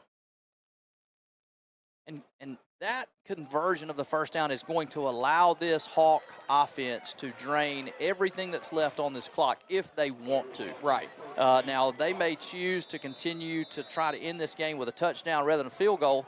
Depending on how confident they are, they may choose to let this clock run down and kick it with 3 seconds and walk it off here. So we'll see what the conclusion of this football game holds. It's been an exciting one. It has. It's been a good one. And I think this is a good timeout here. The Eagles' defense has been on the field for some time now. It hasn't come easy. For the defense, that is. For the Hawk offense, it's been very easy running the football all the way down to this point. Especially late in this game. So this is a good timeout to kind of gain your composure. To talk about things and kind of juice your guys back up. It's not over. We're not saying it's over by any means. Well, look, this is still a far field goal for a high school kicker. We've seen he has the leg, but it's tough when anybody is put in that situation. If you can force them to have to kick this ball from here in high school football, that's a tough kick to make. It is. I mean, the ball is at the 20. You're going to add 17 yards to that. You're talking about a 37-yard field goal. In high school football is not a sure thing, even with a good kicker. And so the defense really needs to just get them stopped here and force that kick. What you don't want to do is let this quarterback break one and run into the end zone. You want to force this field goal try. Again, it's just first down. They'll go split back here, but I think I know who's running the ball. There's quarterback power, and there he goes. Okay, it looks like the Eagles are going to get a call here, which this is huge. This is a huge call. This is back behind the play. Yep. And it's from the spot of the foul, which is going to be 10 yards. He's whistling them back. So it's going to move them potentially right at the edge of field goal range. This changes things. So now if you're the Eagle defense, you get a little more confidence that now you can make a play to almost salvage this game, to kind of get the Hawks uncomfortable again. We see their pace. They're moving real methodical. They feel really good about where they are. Now, all of a sudden, knocking out around the 30-yard line. Yeah, the ball's on the 29. This is different. I mean, this is a different style of play. If you're the Eagles here, you still have to figure out how to get a stop. Because that was a quarterback power, again, for a gain of about 15 that you knew was coming. And this Hawk offensive line is just taken over here. This time they give it to the running back. Trip Smith gets him stopped. That's a better job by that Eagle defense. And there is a timeout here by the Hawk offense. So that tells me, Sam, they need more yards here. Sure. After that penalty, you're not going to just take a chance on snapping it from your 25. They want to get this ball moved a little closer to make this a difficult chance for the kicker.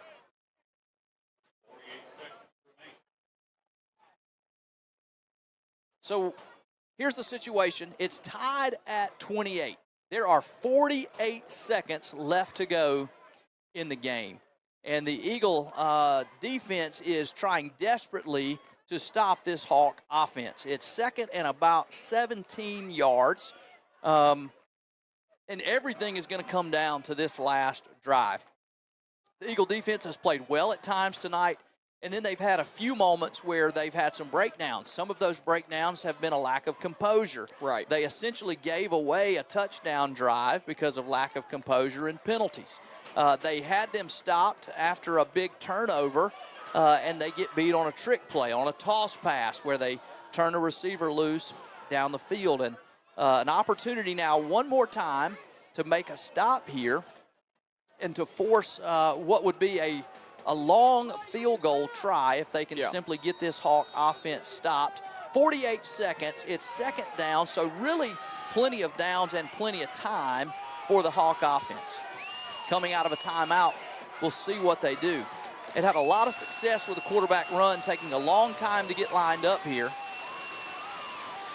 Quarterback is going to keep this one, run straight ahead, and he's going to be tackled there for little to no gain, and that's going to bring up third down. They do continue to inch it forward here. This field goal try getting a little shorter and a little shorter as that moves the ball inside the 25-yard line to about the 24. And they are going to let this clock run, which leads you to believe they're going to run it again on third down, potentially keep it in the middle of the field with the quarterback run, get as much as they can, and then try their kick on fourth down. 15 seconds, 14-10. He's going to center this ball up. He's going to be tackled there. Moves it inside the 20-yard line, 5, and we're going to get a timeout with 5 seconds on the clock. Eagle defender a little slow to get up here. Trainels will come out. He gets back to his feet. All right, 28-28, 5 seconds left to go on the clock. The Hawks prepare presumably to run their field goal unit out on the field. Eagles will talk about every way they can to try to get pressure on and get a block here. 5 seconds to go in the football game. Everything going to come down to a place kicker. Yeah, this game has been so wild, and it to come down to we talked about how even these teams were. We thought that they matched up really well. It is no surprise for it to come down to a chance at a 3-point swing being the difference in this game. We did see Brian Davis coming off the edge earlier on extra point, who had a chance to get close to blocking one. He'll be out there again trying to cut this corner. We'll watch the snap. We'll watch the hold. Eagle fans getting loud, trying to rattle this kicker. We'll see if Coach Davis thinks about icing him. He eases out towards the field here. And we are going to get Coach Davis walking out, but no signal. He's not sure. He's saying, I didn't call it yet. He just wants an explanation. We'll see if he walks back out now and tries to ice him again. This is a little delayed kick. He's walking to that near side official. I think he's going to say, I want to call the timeout on the snap. And now he does call the timeout. Okay, we do see the kicker throw his hands up. So if the opportunity, that's a good sign. If the opportunity was to try and, yeah, I really like this. What Coach Davis has done here, he has extended the opportunity to try to ice this kicker. He kind of walks out like, hey, I'm going to call a timeout, but he never calls the timeout. The official walks over. They have a chat, and he says, no, I'm just, walking on the field. Just taking a walk. And then the official goes back to whistle it in. He walks to the side judge and signals timeout. Not only gives his guys a little more time to get ready, but maybe it just makes this kicker think about this kick for one extra second. See if they can't rattle him a little bit here. Eagles trying to do everything they can to get one more shot to win this football game. Here we go. Snap is back, hold is down, kick is blocked, and the Eagles survive! All right, 5 seconds, no time. That ball's loose. That's what I was just fixing to say. Now, it should be whistled dead here off of a. I'm not sure. Did an Eagle touch it? There's a signal on the field. So that ball was blocked. I don't think. Did an Eagle go get it? We got to see the replay here.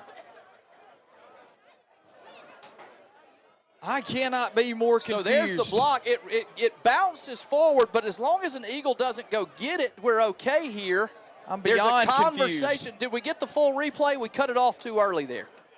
We needed to see if an Eagle went to go get the football. I don't believe so, Sam. I saw two going towards the football. Yeah, but he's kind of making his way over that there. That kick was a line drive. See, if he goes and touches this football, see, it's 40. It's 41 that makes a pursuit for the Hawks. If two touch this football, it's live. If he doesn't, it's not off the block. There's also a flag. So is that I can't. That could be an illegal. And all of that. It could be an illegal touch if the kicking team. Yeah, the clock never ran. I think that's just probably a mistake. Let's see if we got this. Here comes Batee. Oh, are they going to try to call that a hold? Batee tackle. He doesn't go after the football, which is good. He tackles the guy trying to go get the football, which could be a hold. Well, watch this. I just don't. See, 41 is go, but that's not a live football. Batee tackles him, thinking he can't let him get the football. And there's a long conversation. I'm not sure what the outcome of this is going to be. If it's a hold there, do the Hawks get another kick? I really don't know. It's after the play. The field goal. No, that ball's live. It's a live ball. We see him, Batee tackle the player, and I think that's where the flag comes out. See, they're watching. This is a live football, and now we lose the end of it. I really don't know. It's definitely a live football, but it would only be live and in play if the Eagles touched it. The Hawks would only be able to recover it if the Eagles touch it after the block. It's not live on the block. But if there's a penalty here after the block, it looks like we're going to see. We're just come to a decision here. He doesn't look as confident either. This is a really rare situation because of the flag. I wish we could get some field sound here. Holding. That's on Batee. Replay fourth down. Yeah, they're going to enforce it. They're going to get a chance to kick this football again because of the holding penalty. Wow. Well, we do see Batee go and tackle the player to keep him from pursuing the ball. He just kind of doesn't know. You know, he knows he can't let that guy go and grab the football. He's worried about him recovering it. He should have just let him go, because that ball wasn't live. Now, I guess my only question to that is if the ball is not live, then there should be no hold. It should be. The ball is live, but it is only available for the kicking team to recover if the defensive team touches the football. But it's live all the way until it goes out of bounds. Now, there's still more conversation coming, as Coach Davis is saying, no, it's after the kick.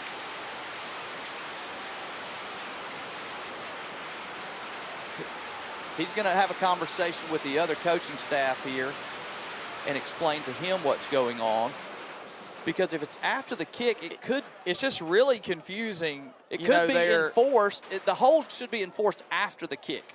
Correct. It seems like. So it would be Eagle football. Correct.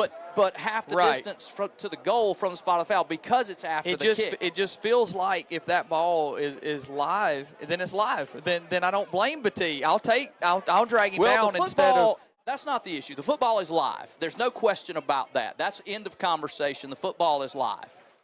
It is only available for the kicking team to recover if the defense touches it after the block. The issue is, while the ball is still live, Batee tackles a player going to get it, which is a hold on the defense. But the hold takes place after the kick, which should mean that the penalty is not enforced as fourth down. It should be enforced, I think, as first down, Eagle football, because it takes place after the kick.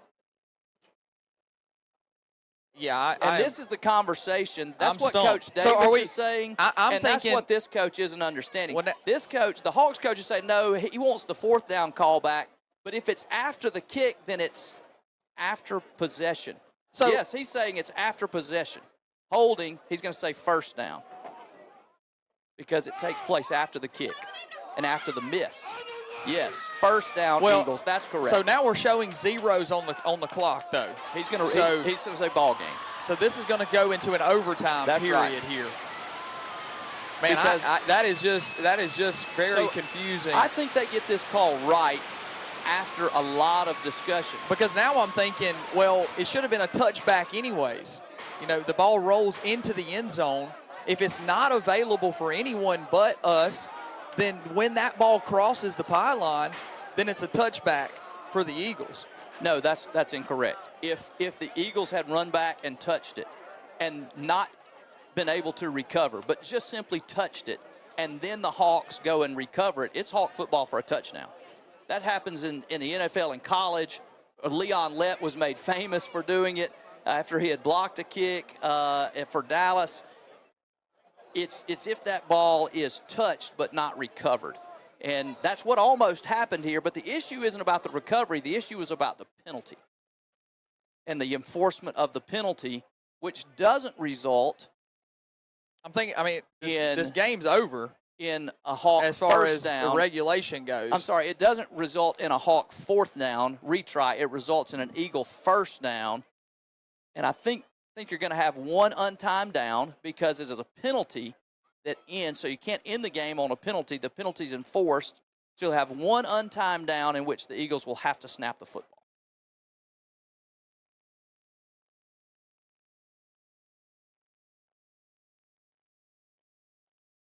And that's what they're confirming. They're going to say one untimed down. Tell both coaching staffs, and I would expect just a kneel down. So what an end to the regulation of this football game. 28-28. We are prepared to bring you overtime.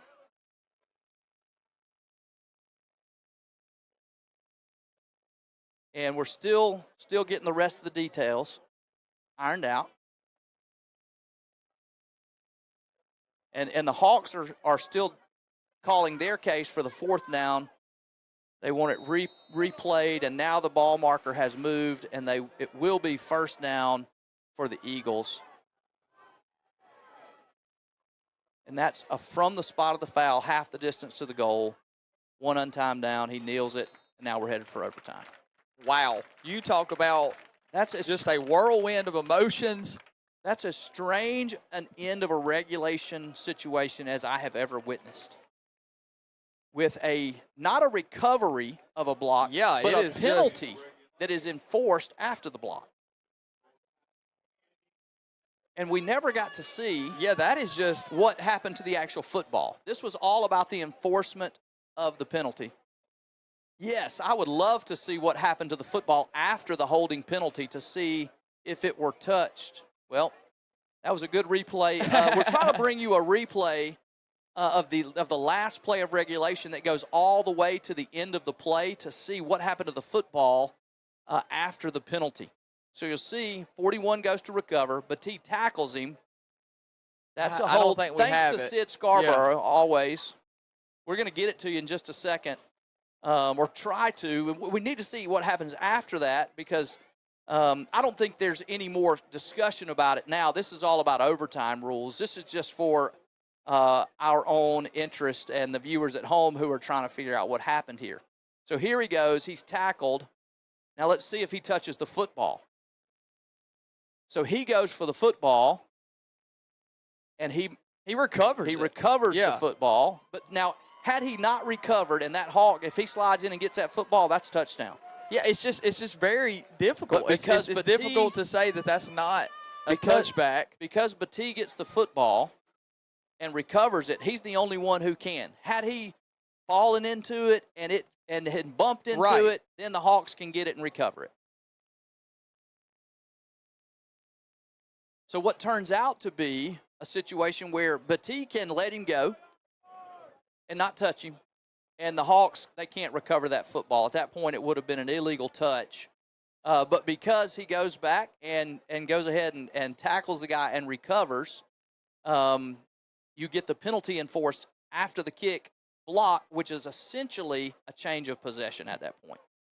I guess my biggest thing is a flaw with the rule. I would love to just see that just be blown dead. If we're going to call penalties like they're dead ball, then let's just go ahead and make the ball dead in that moment. It's just I think that's where the discrepancy comes from.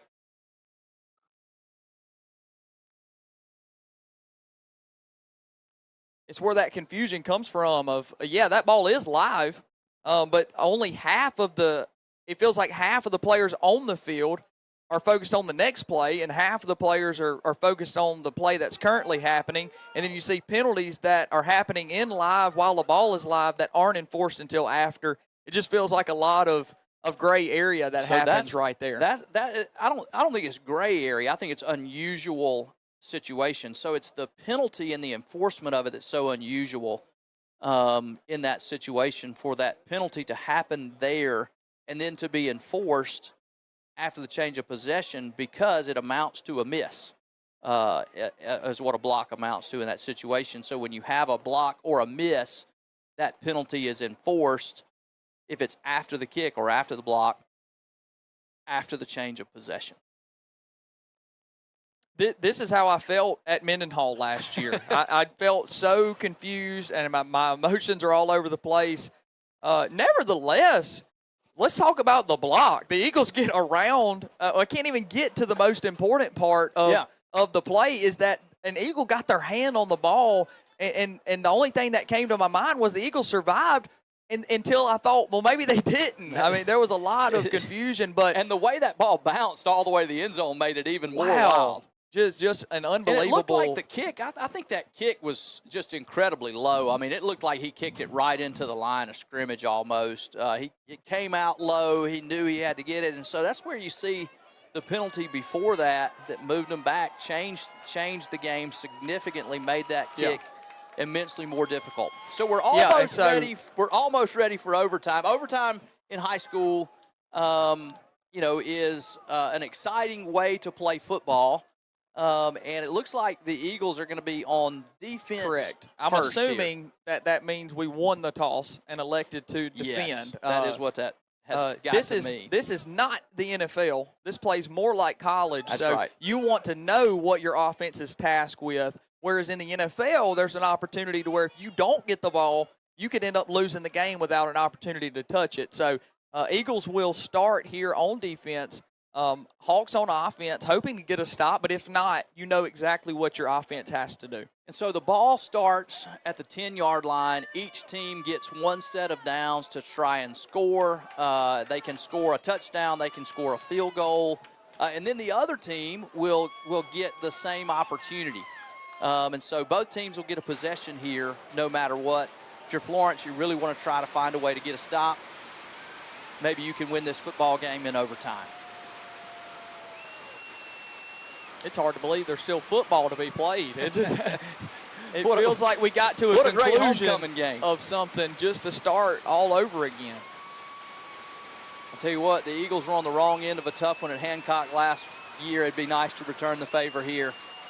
Quarterback, high snap. High snap is still loose. Eagles! I think the Eagles got it. Oh, no, maybe the quarterback, he's got it back. Wow. The Eagles thought they had a chance to dive in on it. Quarterback gets a hand in, high snap, but that still amounts to a big loss on the play. You'll see this here. I thought this. Oh, my goodness. He misses it. He dives a little short. What a play. And look at that. Oh, man, I thought that red jersey scooped it up, but how does the quarterback get that ball in? What a play. Second down. Looking to pass now, rolls to his right. Going to turn up and run this one. They cut him off. He's still on his feet. Hit hard there. There is a penalty moving up the field here. It looks like it's going to be an altercation of some sort between a wideout and the DB out there as that play's moving. We're hoping it's holding on them and not on us. Because he ran that football, that's a good sign that maybe that's going to go. I think he's moving the Eagles back here. Going to say it was before he broke the line of scrimmage. Yeah, holding on the DB. Yeah, it's before he takes off and becomes a runner. They're going to get a hold on the outside there. I didn't see what was happening. I'm watching the quarterback as he rolls. Yeah, I think he's on a pass route there, and we just get our hands on him trying to delay his route. And so that's going to be half the distance to the goal. Also part of the DBs that just don't believe he's going to throw the ball, so they're trying to move ahead to make a play on him. He's run the ball extremely well, just kind of off timing there if you're the DB. It is good to pursue. You don't want to give up the yardage, but you got to allow that receiver some room to run the route. Second down again. Quarterback rolls again to his right, all the way back to his left. Man's all alone for a touchdown. That's another great call by this Hawk coaching staff as they have found a way to get their guys in space. They motion away. The tight end is left kind of all alone back there against the flow, and they put this ball in the end zone, and now we'll line up for the point after.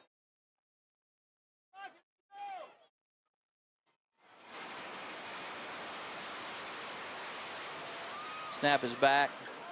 It's no good! No good! And that is huge! All right, we've got another one here. That's a extra point kicked off the upright, and that puts you in a situation where the Eagle offense, if they can find a way to score a touchdown, has a chance to win this game with a PAT. What a twist. What a turn. And what you got to think. This kicker, all we've talked about is how good this kicker is, and he really is. He's got a great leg. But if we think we're confused and razzled by the end of the game, imagine how he feels. He comes out, he gets what I presume a good snap, a good hold, all looked well, and then puts one off the upright. Now the Eagles have a chance. All right, like Eagle you offense, said. Got to find a way to put this ball in the end zone. Back to the power eye. Going to run it straight ahead with Davis, who pushes into the line. They continue to push the pile here. Going to have a short gain on first down.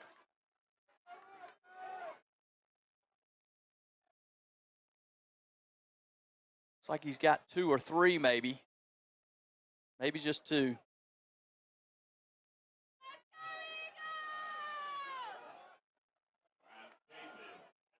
Eagles got to find a way to like they're going to come back out in this power eye again. Shift and overload to the left this time. They run it to the left, and Davis is hit immediately and tackled for a loss in the backfield all the way back near the 15-yard line. Going to bring up 3rd and 15. 3rd and goal from the 15. Big stop for the Hawk defense. Again, Eagles know what they have to do, so it's certainly 2 downs to work with, no question about that. Looks like they gave him forward progress maybe up to the 12-yard line. We're looking across the field from a far angle, so your camera shot may be better than my live view. Ashley in the shotgun now, and this play is blown dead. I think we've got motion. Eagles going the wrong way. Eagles, and that's going to move them back 5 more yards. What was a difficult 3rd and 12 is going to turn into an even more difficult 3rd and 17. Maybe 16. In a situation where you were probably going to potentially put the ball in the air anyway, but now everybody knows you're almost certainly going to have to put the ball in the air. Important for the Eagles to be able to protect Ashley here, give him enough time to throw. Davis in the slot. They move Ashley to the right. Under heavy pressure, he throws it out to his right. He's got a man. Petit near the goal line. Touchdown, Eagles! What a throw, what a catch by Petit. He gets the ball in the end zone. Ashley under heavy pressure puts it on the spot. And now the Eagles have a chance to win the football game on the leg of Hayden Boykin if he can put it between the uprights. But nothing is promised in this football game. And we're going to get a timeout now, I believe, by for the Eagles. They're Just going to settle make everything sure down. That everything is ready here. And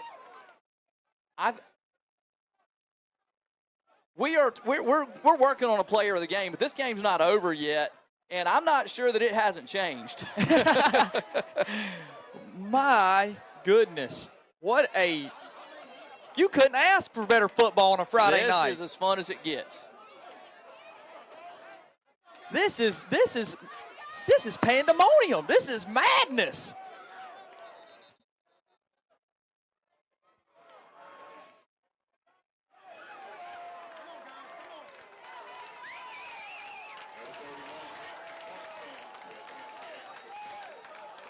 All right, here we go. Time for the Eagles extra point unit. Hayden Boykin, see if he can put it between the right. Thank goodness. Snap, and they get a timeout. Oh, my goodness. The Hawks can't believe they just called a timeout on a high snap, that it was going to be nearly impossible for Kane Ashley to put down and be kicked. This is unreal. They ice our kicker and do us a solid. I'm about to put my headset down and leave. This is wild. We're going to get one last Look at this shot. Kane moving to his right. Look at Petit, the balance.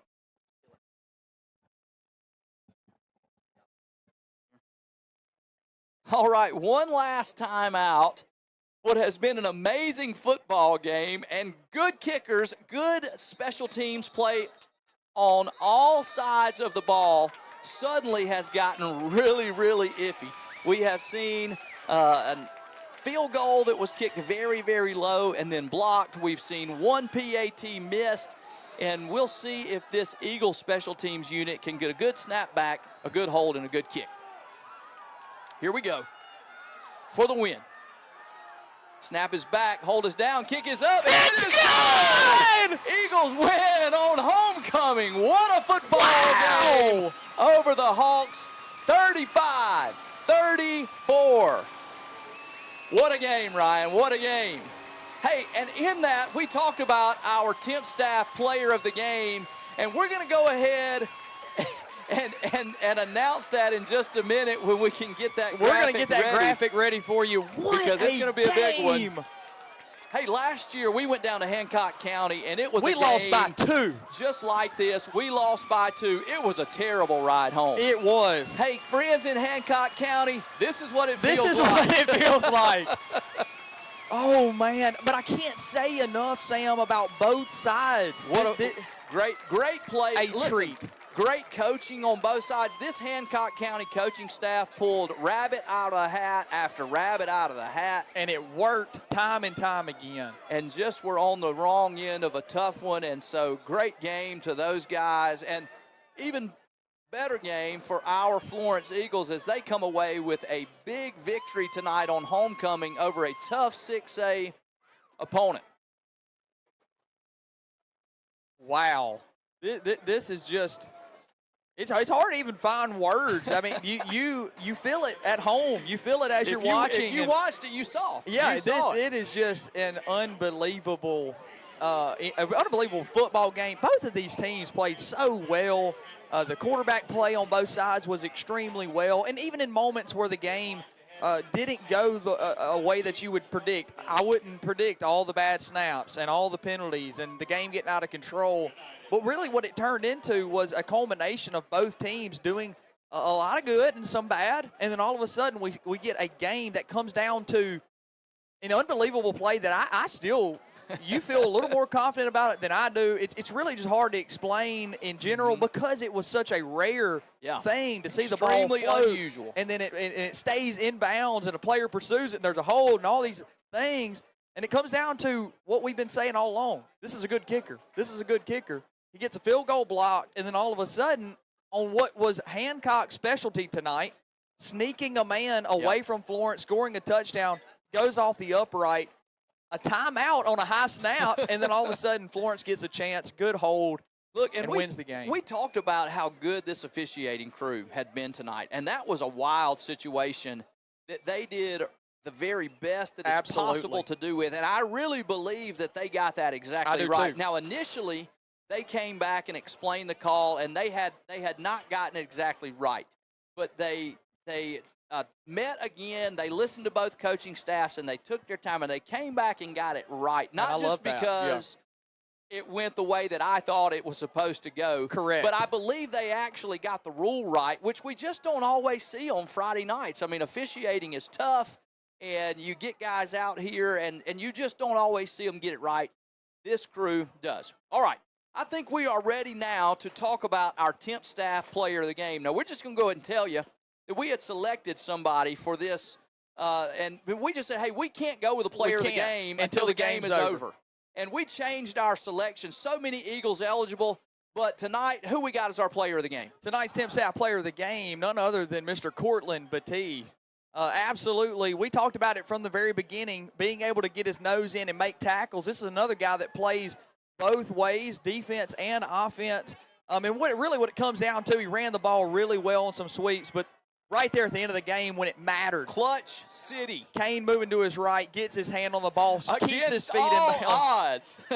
And finds the pylon. 4th and 17? Oh, man. Unbelievable. What a play.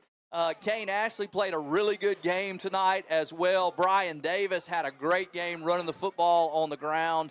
But at the end of the day, the temp staff player of the game is Cortland Batee, and excited for him and all the good things that he does for this football team. Glad to see him kind of get his opportunity to shine in the spotlight, and what a play that he comes up with here to conclude this football game. It has been a great night of Eagle football. Speaking of Cortland Batee, we are going to go down to the field and bring Cortland to you, our temp staff player of the game, right now. Thanks, guys. Testing. Hey, guys, I'm here with Cortland Batee, our temp staff player of the game. I'm sorry. The Mike's messing up. All in all, but that last touchdown won the game for y'all. How do you feel? How does that make you feel? My teammates need me. They count on me. I gotta produce. I got to, bro. That's the only thing I can do. If my teammates believe me, that's gonna give me the confidence and go do it. And after that, I'm happy. I don't care about nothing else. I'm happy because my team won. I'm glad they believe in me. I'm glad they put their trust in me to do that. And if they do it, I'm gonna go get it. We'll get Coach Davis here shortly. Thank you, Cortland. Cortland Batee said he's got to produce, and you've heard it said many times before that big players make big plays in big games, and this was a big play that really Cortland makes. Just unbelievable. As it looked like the offense is kind of self-destructing. Yep. They're going down back-to-back penalties. It's just third and forever back there. Knows you're going to put it in the air, and they just kind of throw it out there to him. He's open out there against all odds. And, it's a great throw by Kane Ashley as well. But to make that catch and turn and get the ball in the end zone is just a really, really great play by Cortland and by that whole Eagle offense. What a fun game. It's been a fun time to get to call it for you as well. I want to thank all of our sponsors also. Who have hung with us. We've tried to bring them to you. If you're enjoying Eagle Sports here on the Eagle Sports Network, hey, let them know how much you appreciate, because we try to do what we can to bring it to you, but they're the ones who make it possible, and they're the ones who ensure that we're able to bring you Eagle Sports and Eagle football particularly every single Friday night. And that'll include next Friday night as the Eagles prepare to travel to Brookhaven for their first district game. We've talked about the non-district schedule, played some tough teams, but next week is when the real season begins. And so we'll look forward to bringing it to you right here on the Eagle Sports Network. We're going to see if we can bring you Coach Davis for a post-game interview. He is coming this way, so we're going to see if he'll give us a few moments of his time. He's got a lot of things to do, so if he can't get us, that's okay. But if he can, he usually tries to. Coach Davis is a great coach, very gracious in helping us here on the Eagle Sports Network. A lot of good supporters. I think Coach Davis might be our biggest. Let's go to him down here on the field.